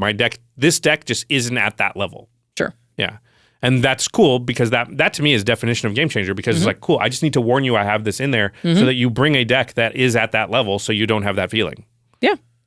I think it's completely reasonable that it's here. I'm glad to see that addition. It's nice to see white have a card on the list that isn't just totally rude. This is like a stats card or Humility. That's usually where we're at. That's true. White's like actually cheering that it's like, yeah, we got one because of power. This is a good one. Yeah, we got one because of power. We got a good one. Not just because we're jerks. Yeah, not a jerk. That one was because of respect. Coming up in the world. All right, the next one in the category of operating on an undesirable axis. Another head scratcher a little bit for me is Field of the Dead. Yeah. So this is a colorless land that enters the battlefield tapped. Whenever Field of the Dead or another land enters the battlefield under your control, if you control 7 or more land cards with different names, create a 2/2 black zombie creature token. Yep, it's the land that makes 2/2 zombies for you. It is worth saying it is banned in like basically every 1v1 format that it would otherwise be illegal in. Yeah, it's banned in like every constructed format that you can have multiples, basically, and also Brawl. Yeah. And I definitely when Field of the Dead was added to the game changer list, I'm like, it's not that good, and then I looked it up and I was like, it's banned in a lot. It's good. It's good, but it is the weakest in Commander. Of any format, and for sure. And honestly, it is a strong card and a powerful card, and often creates a lot of zombies. But I feel like in the situations where I'm like, man, that Field of the Dead is really going to be the reason we die. It's in a landfall deck, right? And the landfall deck, I'm actually kind of a little bit happy because I'm like, at least I'm not dead to Valakut. Yeah, that deck's going to kill me in only a couple of ways because there really isn't that many ways for a landfall deck to kill you. And this is one of them, and that's okay. I don't want to take away. That's what was the first thing I thought, actually. I was like, crap. Now the landfall decks have one less way to win, so I got to watch them for longer, try to find the one way, the 2 ways they got. Yeah, I don't like this one on the game changer list. It feels like Consecrated Sphinx, where it's like, yeah, that's a good card, and like it'll do a lot of valuable things, but it's not the kind of card that's like, it feels very narrow to me. When Field of the Dead came out, I remember thinking it would go in basically any deck that had like 3 or more colors. That's the big argument. It's like, Field of the Deck goes in every deck because it will just always make you some zombies. No, like most decks, it's just not worth a tapped land that's colorless. Like most decks, you're just like, what am I going to do with 3 2/2s? There has to be some synergy, otherwise it's not worth running. It does not just go in any deck. For sure. Yeah. So this feels like a very narrow value engine, which I don't think the game changer list is in the business of legislating. Yeah. Or at the very least, like making you bring up. Like if you're playing a lands deck, I would expect some kind of powerful landfall synergies, and this is one of them. I hope you can do something with all the wheel spinning that you've got going on, because landfall decks will set up crazy engines. Like, sack this, draw this, sack this, put 2 things in there. Landfall, fetch for these things, get that, tap that, sack this, and you're like, sweet, awesome, lots going on. What kills me? Yeah. And it's like, at least this is like, make a 2/2 zombie and make 2 zombies. Okay, cool. Now I'm going to get attacked and die. Right. Yeah. Or I'll board wipe and get out of it. But like, it doesn't feel like, oh no, Field of the Dead, that card's broken. It's the engine they've set up. Yeah. It goes in powerful decks. And I think like this is like a part of the big failure of the game changer list, but also just the brackets overall, is you can't really account for powerful strategies, right? Like landfall, I think, is a very powerful strategy. Yeah. Most precons that are landfall based are just 3s because landfall is good and lands decks are good. Every deck's going to play lands. Right. So, and the cards that like so rewarding you for doing what you're going to do. Yeah. They're just good. So I like putting some of these things on the game changer list maybe is an effort to shove lands as a strategy up the brackets a little bit. Maybe. But I don't know how successful that is. I don't think Field of the Dead is necessarily, or crop rotation is like a make or break card in those kinds of strategies. I think that's like if it's a lands deck that cut those 2 cards, I don't know how much worse it gets. Fetch lands, like somehow making it so that it's hard for them to fetch lands would make it way less powerful than saying, oh, Field of the Dead. That one card I don't think changes the power level of the landfall deck that much. It's just going to make it take maybe a little longer to do what it was going to do anyway. So I think there's a different solution for accounting for those kind of strategies. I think like we're not going to be able to pinpoint the cards that make good strategies good. Yeah. So I the just game changer. don't. I like this philosophy. Mm-hmm. I hadn't thought about it before, but you do this to me a lot. But this idea of like we shouldn't probably try and use the game changer list to power down an archetype or a strategy. Mm-hmm. We should look at the cards less in that manner for the game changer list. It just probably isn't a good idea to try and attack it from that angle. Yeah. There's just too many good cards in synergistic strategies. Like an example that I used was Dragon Tempest. Like if you're playing against a dragon deck and there's a Dragon Tempest, you're like, they all have haste and you have a pseudo Warstorm Surge for 2 mana. Yeah. We're dead. But you don't but game we're not change your Dragon Tempest. Yeah, exactly. that's not a helpful thing. Yeah. So Dragon decks are good, but they should be good. But they should be good. Cool Dragons are cool, and that card is good in Dragon decks, and that's sort of what Field of the Dead feels like for me. I agree. I did not like its inclusion. All right, the next one's interesting. I wasn't sure where I fell when I first saw this one. I like this one. It is Aura Shards. An oldie but a goodie. 1 green-white for an enchantment. Whenever a creature enters the battlefield under your control, you may destroy target artifact or enchantment. Funny story. When I was first learning to play, probably like my second or third week, maybe my like second deck I ever built after the first time I played, I was like online looking up cards. It was a long time ago. I don't even think Scryfall existed. It was Gather, and it sucked, by the way. And I came across this card and I was like, holy crap. And I was building the deck and I already ordered a bunch of the cards and we were like playing like the next day. So I was like calling shops in Los Angeles saying, do you have an Aura Shards? And I found one like way up north. I had to drive like 90 minutes to get this card. And I did. And I walk into the shop, I buy the Aura Shards, I drove home because I was like, this card's, it seems insane. It was for my rune deck. It was for my rune deck, right? It's going to blink in and out. It just, And by the way, I was right. It's busted. It's really good. Very strong. But anyway, that's my Aura Shards story. Aura Shards is the kind of card that, like, when it hits the battlefield, you're just like, okay, well, I can't play these 5 cards in my hand until I find a removal spell for that. And I think it's one of those things where you're like, okay, I wasn't advocating for like Rest in Peace to be a game changer, and that feels like a similar kind of space. Graveyard decks are like, yeah, you're like, okay, I can't play until I remove that. And that Aura Shards can have that sort of feeling, but I think Aura Shards affects more decks in a way that you're like, okay, well, I can't do anything until I can answer it, and it's enchantment, so red decks can't do anything about it. And a lot of colors are leaning on artifacts and enchantments to solve their problems, like especially artifacts in red. Well, every non-green deck is using artifacts for ramp, almost exclusively for ramp. Right. So it just feels like this card that can set everybody back for completely free and incidentally hoses at least one deck at the table in a way that's super free and not, it's not efficient. Like it's super efficiently costed is what I was going for there. Yeah, what I ultimately came to was I had already like pulled my punches on Aura Shards and was like basically the Jessica's Will thing where I just wasn't putting it in decks. Yeah. I used to have like basically just one line and below the line or above the line, above the line. And then there was EDH, which I kept on its own thing. Yeah. But above the line were like my more powerful decks where I would allow the Jessica's Will equivalents in, and Aura Shards fell into that category. And below the line decks, like it's not in Rune anymore because that's below that line on purpose. That's how I think about game changers as well. Is what is that line? And we talked about it in a whole episode. We did. And our lines were pretty close, maybe not the exact same. Yeah. And I guess that's how I tend to think about game changers still, where I was like, well, I was already restricting myself with Aura Shards, which is probably a good indication that at least I agree that it is, for a bunch of the reasons you said, probably not okay to play at a more casual table. I think the enchantment part is the key to it. It is an enchantment, and that is naturally just harder to deal with for most decks. And the fact that even one rotation of the table can just be like, sort of you can't win anymore because they just blew up like 3 of your mana rocks for nothing. And then it's like that the game's kind of over for you now. And you didn't, like you said, you're in red or Rakdos or something, and you're like, well, I have one card in my whole deck.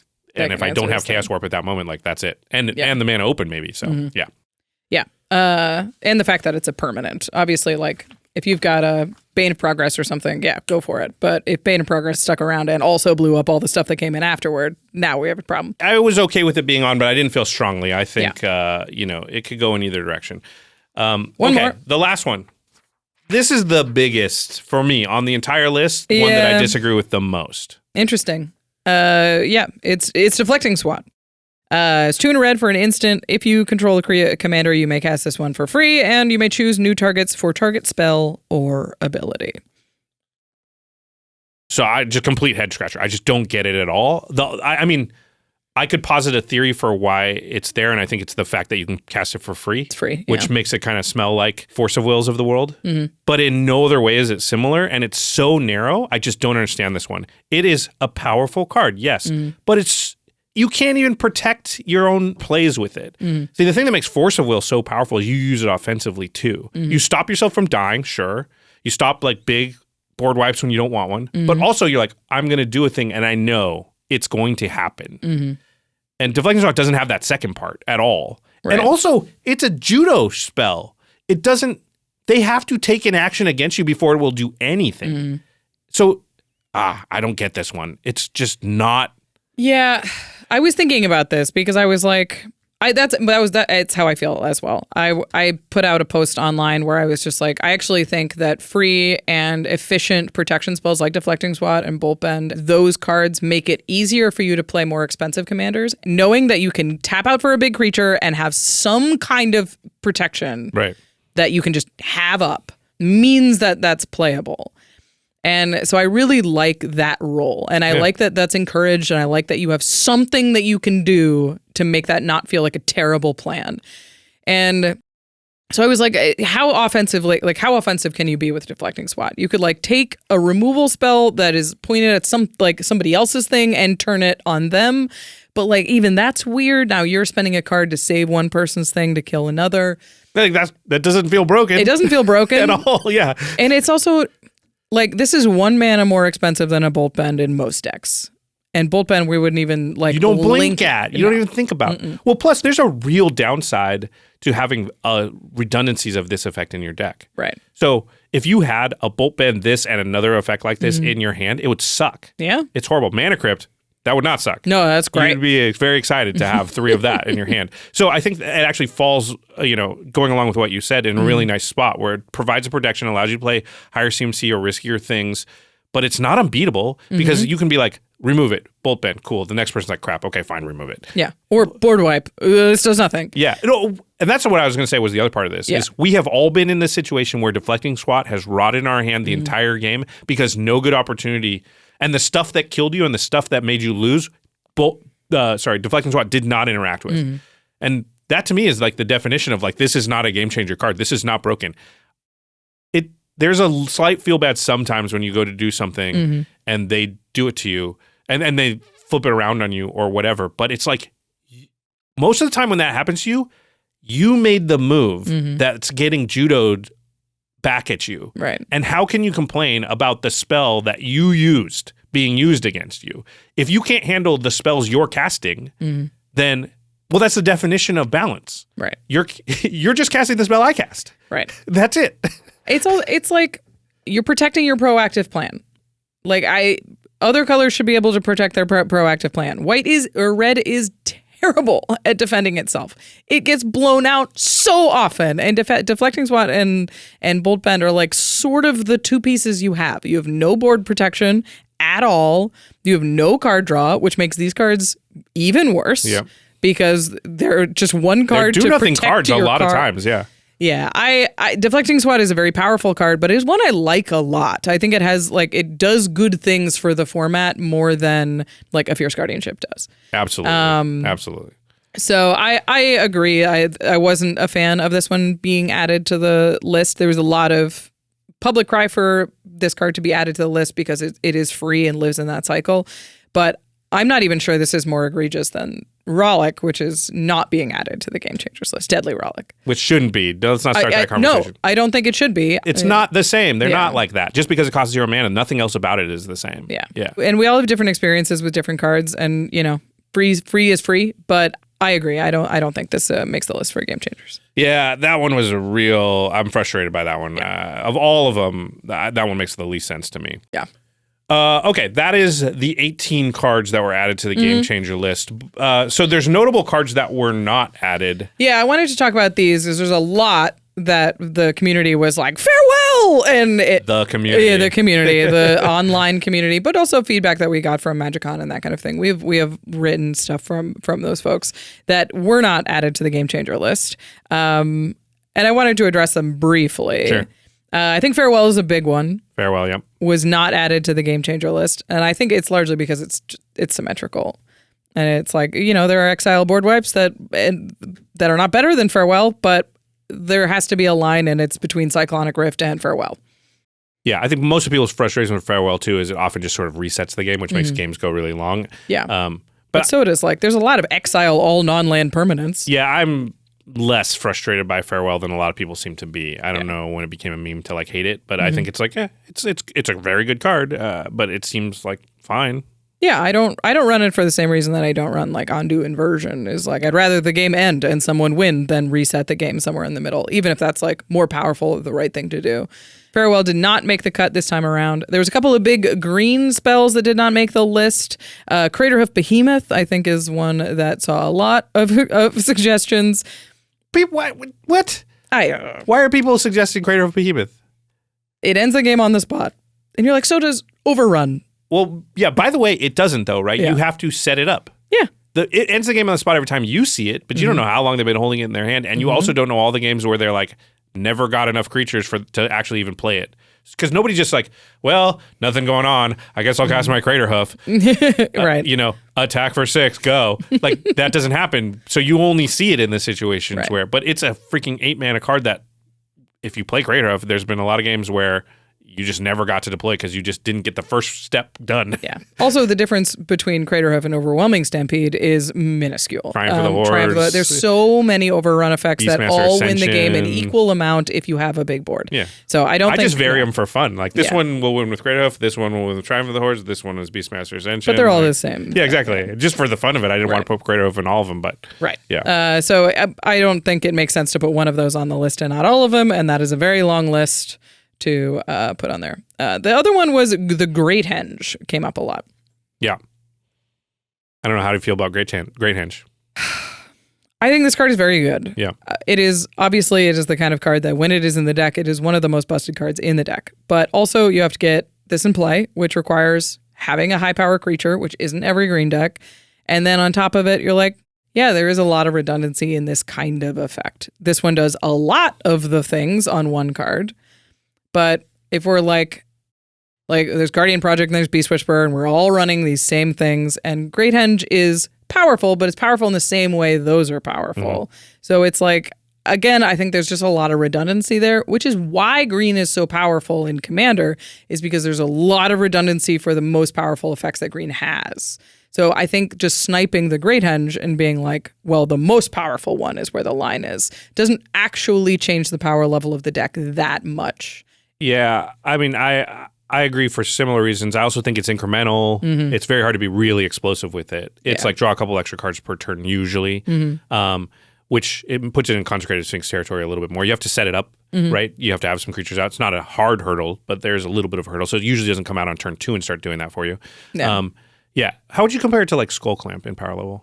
I think it's comparable to Skull Clamp, where it's like, if your deck can do that thing, it can do it very well. And I think most people would agree that Skull Clamp is one of the most powerful cards ever made. Yeah. But it's still, I think most of us agree, is not a game changer level. And I think that's where Great Henge sits. It's similar to me. It's going to draw you a bunch of extra cards. It will feel very good. You'll look at it and be like, we're going to lose to that. But we're not going to lose in the manner of Necropotence or something, where it's like, we're going to lose because right now, a lot's going to happen. We're going to lose because we won't be able to overcome the gradual advantage that this is going to give. And I'm okay with that because that gradualness allows you to draw some cards, make some moves, try and do something. And so every once in a while you're cool, kill the Great Henge or kill you before you really get all that advantage or whatever. That's the biggest difference for me between bracket 2 and bracket 3 is bracket 2 is incremental telegraphed wins, where it's like, I can see how that person's going to win because they're currently in the process of winning. Right. And we have to overcome it. And we like a story arc is told. Yeah. The snowball is rolling towards us. And we're like, we got to do something about that snowball.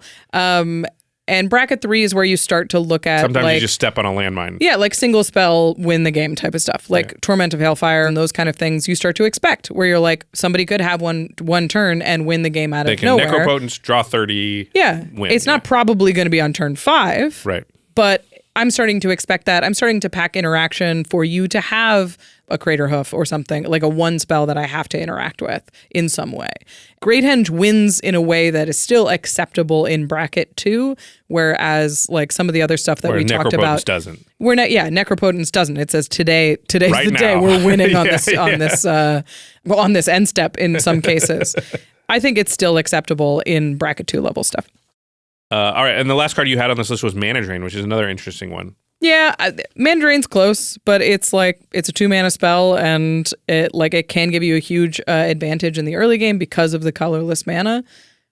And so I think Mana Drain is close to the line still, but like we talked about at the beginning, and something that I said actually in many of our conversations was the tie goes to the runner. If we don't know where to put it, it shouldn't be on the list. Yeah, I agree, and that's exactly where I have Mana Drain. I didn't actually, it was below my personal line. Like, I wouldn't put it in the Jessica's Will category. I mean, I did put it in the Jessica's Will category, where it's like, if it has Mana Drain, I want it to be one of my more powerful decks, one of my casuals.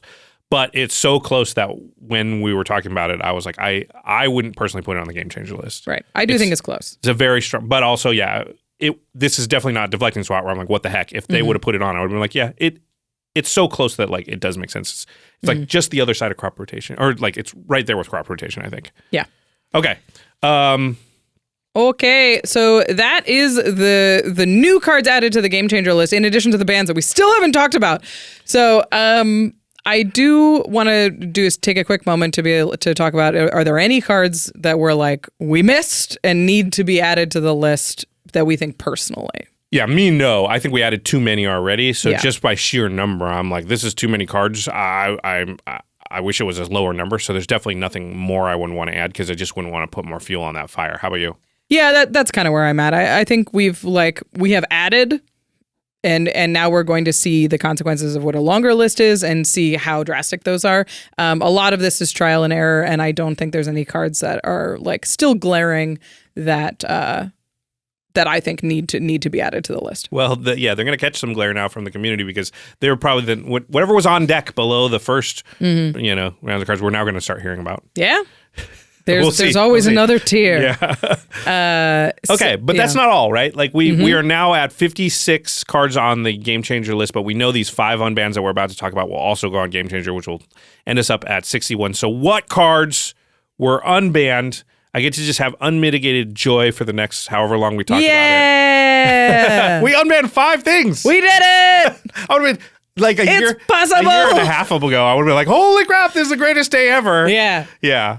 It's still cool. It's very exciting. A lot of these cards have been banned a very long time. I'm going to play one of the 5. Yeah. I know which one. Yeah. So a lot of these cards have been banned a very, very long time, and it's sort of the first time that they're entering the format in years, and I don't know if any of them are going to see a ton of play, but I'm excited to have some change and have one's going to see a lot of play. One's going to see a lot of play. Probably not, yeah. First one, Coalition Victory, baby. We did it. This has been banned since March of 2007. 18 years on the ban list. Do you know how long I've been saying why the heck is Coalition Victory? Less than 18 years, but almost. Oh boy. It might be, it's probably like 7 though. Yeah. A long time. This is the kind of card that has been the meme of the Commander ban list for so long, and I think it is finally going to get its chance to not see any play in Commander. Exactly. It's exactly what I've been saying for years. It's like, just unban it. It's not, no one's going to play it. It's not good. If you have a 5-color commander in play that allows you to win the game with this spell, you can probably win in a few other ways. Yeah. Like, if you have Joda in play and this is what you choose to cast, I'm like, oh, thank God. We might not be dead. Yeah, exactly. That's way better for Joda, too. It's like, oh, thank God, I'm dying now. Great. I don't have to watch you cascade for the next 25 minutes. We're going to switch decks after this game, right? This is perfect. Yeah. I think this is the kind of card we'll see a couple of times. It'll end a couple of games in ways that people are like, not my favorite, and they'll take it out or they won't. And that's it. Like, there is a specific kind of person that doesn't seem to get tired of like, I play this one card and win with it every time. And that's a very small percentage of players. Almost everybody else does it once or twice and is like, the second time was not that fun. Yeah. I can guess what the third time is going to feel like. I'm just taking it out, And I think because that percentage is so low, like we're just, people are going to try it. They're going to learn that, sweet, you can do that. It just, nobody likes it, including you. And I think for a long time there was a philosophy of we can't unban anything if it doesn't add anything to the format. Yeah. And for me, I think unbanning a card that we agree is not like a super fun card to put in your deck, but freeing this card does give something back to the community. It gives a more manageable ban list. It clarifies expectations in terms of what you can and cannot play in Commander. And it starts to give, people their cards back in a way that's like, I don't think this is the percentage of games that this is going to affect is so small. So low. And even those games are not going to be a disastrous win. Yeah. I think we're all happy to see a Coalition Victory leave the list. Yeah, this is the upside of this whole holistic, new format stewards, Wizards taking over the format thing. And there's downsides and, a lot more changes in a lot less time and that kind of stuff. But one of the upsides is like they had a chance here to do something the Rules Committee really never did. Because when you move really slow and you make very few changes, you can't pick a spot where Unbanned Coalition Victory feels right, like you said. And I used to say this all the time, which is like for a lot of cards on the ban list, I don't think it should be banned. I don't think it's worthy of being banned, but I also don't see a reason to unban it because it doesn't really make anything better. Right. But you can sort of slide it in there if you're just doing a lot in general. And we'll do this and that and that and all these little things that they don't matter a lot, but like it just, because a lot's going on already. We can just, it's a small percentage of what we're doing. Yeah. So I love this, even though I'm not going to play it. Yeah. All right. Okay. The next one that I'm going to play though. Yeah, I was going to say, this next one is very exciting and is very powerful. Yeah, it's Gifts Ungiven. 3 and a blue for an instant. Search your library for up to 4 cards with different names and reveal them. Target opponent chooses 2 of those cards. Put the 2 chosen cards into your graveyard and the rest into your hand, then shuffle. Yeah, welcome back, Gifts. Okay. It's a little bit like Intuition. It is exactly like Went in Intuition. and they're like, okay, then we can let that one out.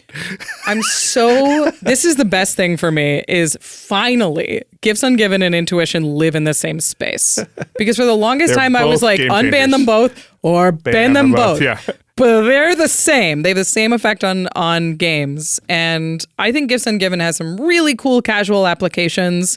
This is a really fun card if you don't use it to win the game on the spot. It's a fun game. This is the kind of thing that I'm like, we could do something really fun with this in Game Nights Live. Putting this in a deck and having a fun, like having the audience help you pick a gifts pile. That's cool and fun and doesn't have to just be like, I untap with Underworld Breach and I combo off. Yeah. Which they're going to do anyway, and they'll use worse tutors to do it. Yeah. So I'm stoked that Gifts is like an option for casual players to play in a fun way and a new tool for CDH players to, I'm sure they're very excited about it. Yeah. But just the fact that it lives with Intuition and they're both on Game Changers, right? So remember, they're not just getting fully unbanned. Yeah. It still has a little bit of a restriction, and I think that's the place where the card like this belongs. Yeah, for sure.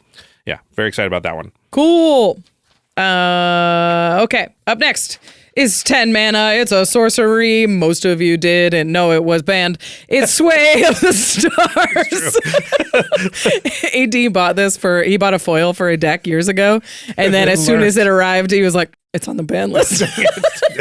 He's like, I was wondering why that foil was so cheap. Sway the Stars is 8 blue for his sorcery. It's each player shuffles his or her hand, graveyard, and permanents they own into their library, then draws 7 cards. Each player's life total becomes 7. So it resets the game for 10 mana. It gives you a new hand. It gets rid of your lands. Your life total is a reset at 7. That's it. That's it. This is really good for your Octavia deck, maybe. I don't know. You don't have any permanents. Oh, it's only permanents. Yeah, you do. Don't you have all the like little flyers? No, it shuffles all the permanents in. Yeah, but I'm just saying you get out to faster starts. Oh, yeah. And everyone's at 7. I'm better in the early game. 2-1 flyer when everybody's at 7 is really good. It's pretty good. That's fun. I don't know if I ever get to 10 mana in Octavia. Yeah, it's true. Which is weird because she costs 10. Yeah. She costs 2. Yeah. Sway of the Stars is a really interesting card. I think it's the kind of card that like you put in decks when you're trying to do something kind of big and weird, and like it feels very oh God, what's the green card where you shuffle everything in and reveal that many Great permanents? Aurora? Great Aurora, and like even Warp World-y. Warp World, yeah. Yeah. That's what I was going to compare it to. Yeah. Actually, just recently, a bunch of our friends from EDH Rec and ARCHIDEKT came for a visit. Yeah. And one of the guys from that team, shout outs to Don, Andy, Keats, Nate, and Tom. But Tom has a Warp World deck, which is kind of like infamous in their playgroup. Groan Inducing is just like his one deck, but the only goal of the deck is to play nothing but permanents and just cast Warp World over and over and over and over. Just you Warp World into an Archaeomancer that gets you it back and blah blah blah. And that deck is like I played against it and it was like a fun game. I had like my Blink deck and everything, and like I lost, but it was doing cool things. I was like, I don't want to play against that deck all the time. Yeah. But it is a cool deck. Yeah. And I'm glad Tom's able to make that deck, and I'm glad that deck exists in the format. And Sway of the Stars could have a similar thing where it's like, I don't even really know why it was ever banned. I always ask this, like, why? I think it's Shahrazadi is like how they looked at it, but you're like, Just annoying? I think it's just annoying. Like it was banned because annoying. Yeah. But like, I don't think it's going to be cast in a way that's super annoying. And like, what's the worst thing that like, if somebody storms this, you just still end up with 7 cards in your hand and at laugh. 7? Like it's everyone dumb. will laugh. Yeah, that's just at silly. least the first time. Yeah. Yeah, I think this card is fine and has opportunities to do some like to tell some neat stories, and like there are big silly cards in Commander where if you cast them, people go like, okay, like Dovescape exists. Yeah. Dovescape's a miserable card. I love it so much. Warp World is like that too. Where you're like, oh God, okay. Shuffle the thing. Yeah. but it's it's Commander. You're chuckling most of the time. Yeah. It's not a real groan of like, oh, I wish this didn't exist. And you're not going to play against Way of the Stars every day. Like, so it's fine. Every few people will have a Tom. There's going to be some play groups out there that have a Tom, but they make us Sway the Stars deck now. This has been banned since 2004, February of 2004. Wow. Yeah, actually, I lied. I might cast that one just for fun, Pretty once or fun. twice. But I feel like it's like Creator or Warp World. Well, then, It is. Then that deck won't exist anymore. And then you're like, I did it. I did it. Yep. That was cool. I don't need to do that again. Up next, I think this is probably going to be the most questioned one, but I think it's perfectly fine and I'm psyched. It's Braids, Cabal Minion. 2 black for a legendary creature, human minion. She's a 2/2. It says at the beginning of each player's upkeep, that player sacrifices an artifact, creature, or land. She's been banned as a commander since 2009, and then when the banned as a commander list went away, she was banned full stop in 2014. So she's been banned since 2009, let's say. I think that's fair to say. Yeah. Which this is also miserable to play against. It's a miserable It's card. like sort of in the Turgid mold, but honestly not as bad as Turgid. It's not as bad as Turgid because it's not as fun as Turgid. Yeah. Like Turgid, you do miserable things and get a cool You get thing. to do stuff, yeah. It's like the reason Hullbreacher is banned and the other ones are not, is like it just is the miserable thing. Yeah, this one is symmetrical. So Yeah. So it's just like everybody sack something. And you have to have some kind of plan. And it's not that hard to have a Bitter Blossom or something, but still. Right. Yeah. So it's pretty hard to build a Braids deck that's like really good. And it's not. The biggest problem with Braids was always that she was going to be turboed out on turn 1 or 2 and lock everybody out of the lands. Because if you only have one permanent in play, you have to sack the land you have and you can't get stuff into play. Yeah. So the Braids deck would be designed to put a bunch of small things into the battlefield and turbo Braids out. These days, it is a little bit more difficult to do that in terms of density. Like you need to have a huge amount of fast mana in your deck, which would already push your deck into the Game Changers list. Plus, she herself is a game changer. So It's like the kind of areas where you can play that kind of Braids deck is bracket 4. There's not going to be any 2 Braids decks. And if there are, then they will get Braids out at a time when it's like, oh, turn 5 or 6 is annoying, but not game ending. Yeah. Somebody can kill it or It's also worse than it's ever been. Curves are lower than they've ever been. Yeah. There's more stuff lying around to More treasures and sacrifice. crap, yeah. Like I think we're past the days where Braids is the kind of commander where it feels unbeatable. I don't know if it ever felt unbeatable, to tell you the truth. I think a lot of it was like they were clearly back in the day a little more worried about annoyance. Yeah. But because so many annoying things exist, you eventually just kind of acknowledge the fact that if you want to be annoying, you probably can find a way, and this is not that much worse. Or actually, it's not even worse than any of the other stuff you can do. Yeah. Yeah. I like this one, and I think it's going to be fine, and we're not going to see it much. I agree. Okay. And then the last card, the unbanned here, the 5th one is Panoptic Mirror. This was banned in 2005, so the second oldest on the list. Yeah. All right, I'll read it. It is 5 mana for an artifact. It has imprint. For X and tap, you may remove an instant or sorcery card with converted mana cost X in your hand from the game. That card is imprinted on this card. And then it says, at the beginning of your upkeep, you may copy an imprinted instant or sorcery card and play the copy without paying its mana cost.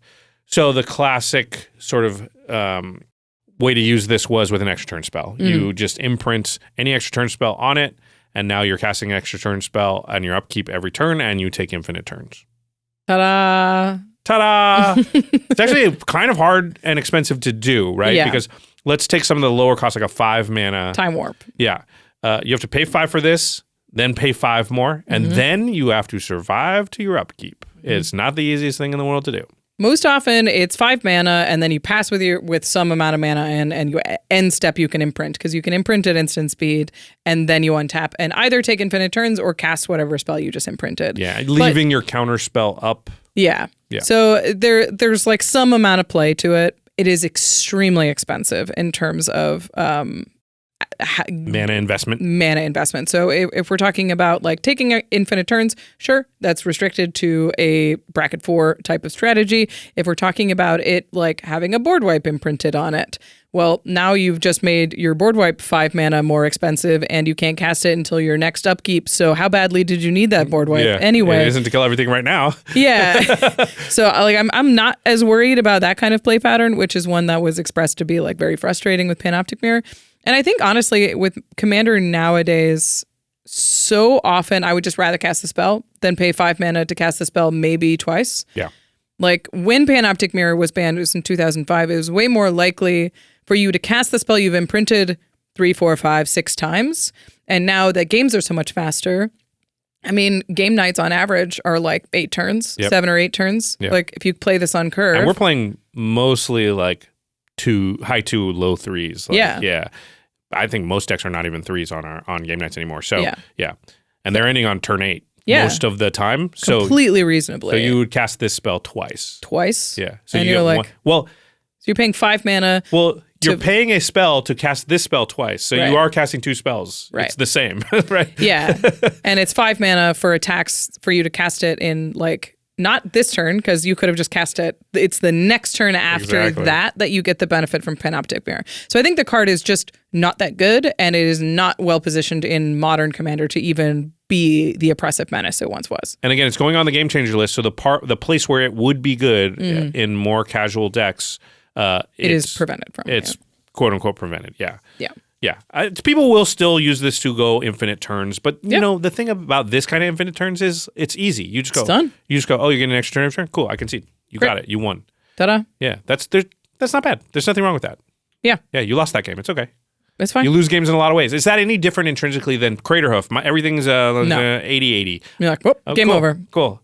Just because they tapped some things and declared attacks towards you, it's the same. You're like, I'm dead. So. Yeah, I think Panoptic Mirror is totally safe in 2005, and we'll probably do some annoying stuff, or we'll do some really freaking cool stuff. What's the coolest thing you can imprint? What's the coolest on a thing you can Panoptic imprint Mirror? on a Panoptic Mirror? Comments in the below. What are you doing with? I'd say the coolest Mirror? 1 or 2 mana thing, so you have a chance to like. Yeah, so you like can do it early. You do it still on the end step before your turn, but like something small. Yeah. What's the coolest 1 or 2 mana thing to imprint on a Panoptic Mirror? To the listeners. Okay. Let us know. All right. That's the 5 unbans. Those are the unbans. Which we're clearly happy about. There are some unbans that were not unbanned. There were some. There's an elephant in this particular room. Yeah, and he's still banned. Yeah. So I'm sure you noticed that Dockside, Jeweled Lotus, and Mana Crypt were not mentioned under the unbans. There was a lot of speculation that some of these cards would be unbanned, that other cards would be unbanned. I think the one I heard the most was that Jeweled Lotus was coming off the ban list, and that is not the case. I think that's fine. Yeah, I actually, when they asked us about this, I said, and even though I'm firmly on the side of, and still am, I don't like these bans and wish they never happened and all that. I don't have to reiterate. Yeah. I have not changed my mind about any of that stuff, but I thought, you have to play the ball where it lies. Like, we are where we are now. And nobody has a time machine, so wishing about what we wish happened doesn't matter. Yeah. And based on where we are now, I didn't think it was a good idea to unban any of these cards right now, or maybe ever. Yeah. Just as like, hey, listen, there's all that drama that was drawn up and a lot of, we all know what happened. And I just thought, like, we should just let that lie. Yeah. I think there's a lot of reasons to leave all these cards banned. I think it was a big decision that the rules committee decided, and that was sort of their last impact on the format ultimately. And that being such a big moment for so many people, a lot of people made decisions based on that ban, right? Sold off cards or bought cards or ripped up cards and then a lot of people made terrible choices and were threatening people. So it's I just don't think we've had enough time to make a clear decision on where these cards lie, because anything we do now is associated with what happens a year ago and is not associated with what is actually right for the format. So I just didn't think it was good to shake the beehive again so soon, right? It just settled down. Yeah. So we're in a settled moment. Let's just remain settled. Yeah. And we might have cooler heads at a certain point in the future. Who knows? When it feels okay, who knows, to let them loose. But right now, just didn't feel like that. That was my counsel. And I ultimately don't know the reasoning behind why they didn't ban it, but or unban it. Sorry, didn't unban it. I also think just waiting to see if the bracket system is ultimately successful or adopted is will give you more information on what to do with these super powerful cards. Sure. See how other game changers perform and what you want to do with there and where you want to slot things for sure. There were some, I think a bunch, for me, no surprise, a bunch of other cards I thought we could have let even more loose. Yes. And there was definitely discussions about a lot of these. I think in terms of speculation, a lot of people were talking about Biorhythm. Think it could absolutely come back? Yeah, I don't love Biorhythm as much, but like, yeah, I don't think we're going to see a ton of it. And giving green another way to win the game is sort of like redundant. It's a weird way for green to win, though. Yeah, it's something new. Honestly, like most green decks don't want a Biorhythm. Yeah. So I don't love Biorhythm. I think it's fine on the ban list, but it also can come off. Iona, Shield of Emeria was one that got discussed. This is the angel that says you can't cast spells of a chosen color. She's fine as a game changer. There's a lot of miserable 9-drops in white. I think she's fine as a game changer as well. Prime Time was a big one that everyone assumed was coming off the ban list. I really have no idea why it didn't. As a game changer, it feels like slam dunk easy. Yeah, it's a huge value engine, and I think it would be most problematic at 2 and 3 in terms of brackets, and the game changerness can supposedly hold it to the right tables there. Yeah, I don't think at 3 it's doing anything more powerful than a lot of 3s are doing. Your worry was at those lower level tables, but it wouldn't be there because it's a game changer. Yeah, I think Primetime is probably fine. It would be immediately so popular, I think, is the fear. Why is that a fear? I don't know. What? You know what we really shouldn't do? Give everyone a card they love? We should not give things to people that they were going to love in a game. We definitely shouldn't do that. Why the hell would we be doing that? Yeah. Yeah. I don't get that logic at all. Oh, boy. So the big downside of doing something would be everyone would love it? Boy, let's definitely not do that. What the hell? Yeah. Okay. I mean, I think that's the fear, is it would have a big impact on the format and whatever positives or negatives it would be. But whatever. Anyway, today, Primetime remains on the ban list. Okay. And then you also put down, and one of these I sort of disagree with a little bit, Raphaelos, Landwar Emissary. Yep. Which I think could come off. It's fine. Yeah. It'd be very powerful again. Mm-hmm. And Reoccurring Nightmare is the one that, like, I think it probably could from a power level standpoint. My worry is it will not add much because we're going to watch people play with Recurring Nightmare a lot. Chthonian Nightmare is sort of giving an example of, like, it's not a super popular card in Commander, and it's like, restricted just enough. Just enough, but it's also sort of looping the kind of cards that we would be worried about anyway. Like, it's looping the removal creatures and the mill creatures and the engine stuff. So we have a legal version of Recurring Nightmare. It just can't win the game. It's more dirtily than the Recurring Nightmare. So I think power level wise, I think Recurring Nightmare is fine as a game changer. But I agree, if you pull both Recurring Nightmare and Raphaelos off the ban list, those prices go bananas. Yeah, because those are reserve list cards. And then it just becomes a feel bad where you're like, yeah, you can play with these two cards, but you can't afford actually them. do it. Yeah. Which is a real shame. Yeah, I think power level wise, they'd both be fine, and I am in favor of unbanning in general, but I can see keeping those two off for that reason. But man, Primetime? I know. That was one of my big disappointments. Yes, Deflecting Swat was like, what the heck? And Primetime was like, oh no I assumed. Yeah, it's a shame. I mean, it's one of those cards that I think, like, Commander would do backflips to have Primetime again. And that it's like, it's kind of like giving Modern back Faithless Looting. Like, Modern was like, wicked, what? Yeah. Yeah. And like, it feels like there are a lot of upsides to giving Primetime. Maybe they're saving it for when they're in trouble. Maybe. They could just sprinkle a little They were like, Primetime. this is break the glass in an emergency. It's not an emergency right now, so let's leave it in the glass. Maybe. That sucks if that's the case, but maybe. That's not the case. There's no way. Oh, yeah, because they definitely don't do things like not put fetch lands and stuff so they can sell a whole set with them. That's true. All right. So that is the Game Changer list. 61 cards in all of its glory. We've removed some cards. We've added a bunch. We've added even more, but in the other direction. I like how we didn't really think of the fact that this is basically a set review. We were going to talk about that. Yeah, we talked about so many cards. We'll probably get through it very quickly, which we clearly haven't. Yeah. Okay, so what do we think about all the changes to everything? You know, there's now 61 cards on the Game Changer list. Is that out of hand? Is that too long? 61's a lot. Yeah. We've added half of we've like 150% of the Game Changer list that we had before. And that is a huge change. And we still have the whole ban list that you have to sort of know also, right? So I think that it is too long. I'm curious to see what happens. Like, maybe this is a pendulum situation where we're swinging too far the other way, and maybe we'll settle in a middle at a comfortable 50. It is difficult that we added 18 from not being a game changer and some from the top. So there's sort of a little bit of muddying happening in terms of what the consequences are going to be to the game changer list overall. But yeah, I think it's probably too long. And the consequence of it being too long is the more confusing it is, the more hard to get your brain around it is, the more people are going to lean on tools like ARCHIDEKT and Moxfield to just give them the number of their deck. Yeah. Yeah, ARCHIDEKT did a really good bracket integration, which you may have seen our little ARCHIDEKT ads for, but it's really useful because even I use it now because even with just the list as it was before, with the ban list also, I'm like, sorry, but I'm like, is that on the Game Changer part of the Commander format panel? And I still was like, I forget, because we kind of talked about it, but did it end up on there? Yeah. And so, it's much easier to just put in ARCHIDEKT and it kind of tells you, and then tells you what the Game Changers are and everything, which I found to be very useful. Right. But that's just the science side of it. Yeah, the outcome of all that is I believe that adding a bunch of cards is, because we talked about in our initial discussion about this, Rachel, there's an art and a science component to the bracket system. The science is how many game changers you have and what are the specifics, the details. And the art was like, what's it trying to do? What's the theme of it? Are you following these general rules of like, don't have too many tutors and whatever? That's the art part where you player intent. Yeah, you have a judgment call that says like, this deck, it could maybe have a game changer but still be a 2 because of XYZ. Or could, and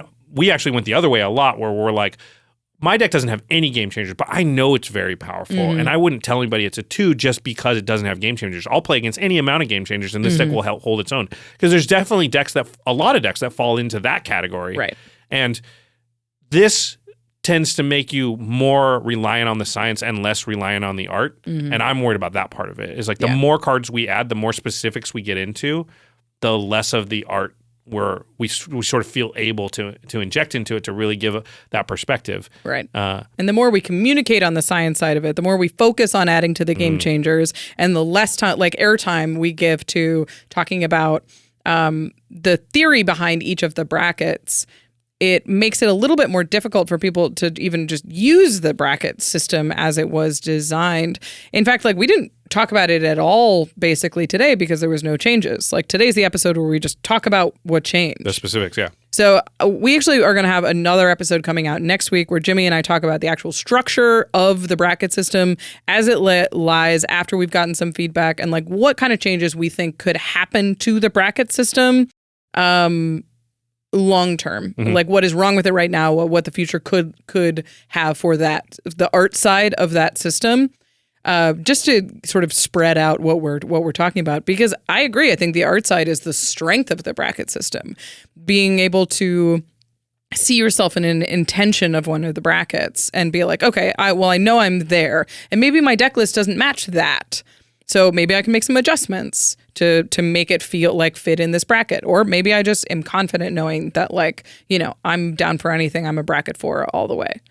So, it is tough. We don't want the art to get lost in the science. Yeah, that's my worry. The more we sort of get into real fine detail of like, okay, well, crop rotation needs to be on here because it's a tutor, but we, just saying don't have too many tutors was not enough for people. The more that it's like, okay, but we're projecting the idea that like, hey, we will give you step-by-step rules. So you don't have to think for yourself and just check the list and then color by the numbers and then you are this or that. Yeah. And it's never going to work that way because as we all know, there are a lot of synergies and decks that have no game changers that are very powerful. There are CEDH decks that will have no game changers in them, but they'll be able to hang with CEDH in a CEDH game. And that's like the most powerful you could get, right? So, yeah. That's my worry with as the list continues to grow. I also think, in our last episode, we talked about the wedding cousin problem. Yeah. Which is this idea that like, if you've ever planned a big event, wedding is the easiest one because a lot of people have done that. I haven't. As you start to invite people, you get to like these circle points when you're like, oh, well, I'm really close with my cousin, Julie, but maybe I'm not as close with the cousins over here. But if I invite her, they're going to feel really bad because they're on the same sort of level. Whereas if I only invite like my siblings and don't go outside that circle, and that every time you kind of add a person or a friend, well, then that friend group needs to come in. This is like that thinking starts to come in. And I think that's what we saw here is people are like, well, Worldly Tutor, it's like those other tutors. Right. Why the heck is it not there? Oh, Deflecting Swat, it's like these other zero-cost spells. And that's the kind of criticism that you get. And I think that that's always going to occur. So what's going to be the natural phenomenon is that the list just wants to grow. Because always there's going to be like monkey brain, this is like that. Why isn't that in there? And so we're going to have to fight against this always. Otherwise, the list will eventually blossom to like 500 cards, 1,000 cards, you know? Yeah. Because there'll always be another step. And yeah, I think we intrinsically know, most people probably agree out there, that there is a point where it's untenable. I don't know whether that's 100 cards or 200 cards, but somewhere along that path, it gets too large and too unwieldy to really be functional. It loses all efficacy. Right. And that's my worry as we move towards that. Whereas I think Gavin and Wizards has to just be okay saying like, yes, this is like that, but it's not the exact same. And because I am the one that gets to decide, I'm saying the line is here. And why? Because I said so. And that's okay. We have trust, they've got control of the format. It's my wedding. Yeah, exactly. Because I said so. And that's okay. Because that's what people who are in charge of things get to do. Yeah. It's, I agree. I think we're starting to spiral now. And when powerful is okay. Powerful is not enough to get it on the list. It needs to be a certain tier of powerful or a certain tier of dangerous to like have at lower power tables specifically. So the Game Changer list has a very clear tool. It can't be everything. It needs to be what it is. So I think the pendulum will swing back the other way. I hope so. At some point, at least that's my desire as well. All right. The last question to kind of ask, and it's a big one, and because they didn't address the brackets directly, we don't know in this instance, but like there is that number of Game Changer cards that are kind of allowed in a bracket 3 deck. Currently, it's 0 to 3 Game Changers are allowed in bracket 3. Yeah. But now the Game Changer list is 150% bigger. Do we need to increase the number of Game Changers that are allowed? Should it be up to 5? Should it be 5? Should it be 4? And then has that become part of the spiral where you're like, okay, cool, then we can add 20 more, and now you can have 6 cards, and then how long can you play that game? Yeah, it's I certainly think we should have to expand the number of Game Changers in 3. I think 3 is pretty powerful bracket and doesn't look as powerful as it is because of the 0 to 3 number.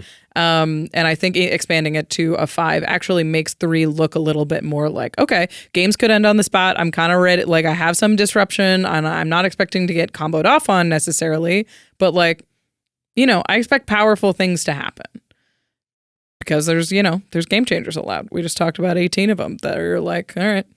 Yeah, I mean, I'm fine if it goes to 5. I don't think it makes much difference. I think if you say 20, it makes a lot of difference. Yeah, of course. To me, I think I just hope we don't lose the other part of the conversation, the art in all of this, because I think we're in danger of it. And the 5 plays into that as well, because now we're fixated on sort of some of the wrong things. So it's like, cool, 5 would be fine. Whatever. It's not that big of a difference from 3. But let's just make sure that we continue to talk about the art side of it. Is like, yeah. For sure. Yeah. Especially, there's just a lot of decks I know out there that are more powerful than they look. Yes. And the Game Changers, just because you're letter of the law doesn't mean you're okay. And absolutely. That's what I think we need to watch out for. Okay. It's been long enough. It has. To the listeners, what do you guys think about the most recent announcement? There's a lot of different parts about it. So if you are like, I don't like about the expansion of the Game Changers, let us know. Or if, you're excited about the unbans like we are, get in the comments, let us know. The comments are a great place for us to just receive feedback and see what people think about this. We hope that this helped you sort of process some of the changes that happened today. But we expect a lively discussion down there in the comments. Be nice. Don't forget anybody who's whose playgroup is being terrorized by humility. I do want to hear about it still in the comments. Oh, and what you're putting on Panoptic Mirror. Yeah. Oh, yeah. What's the best thing for 1 or 2 cool. mana? I got to think about that. Yeah. Okay.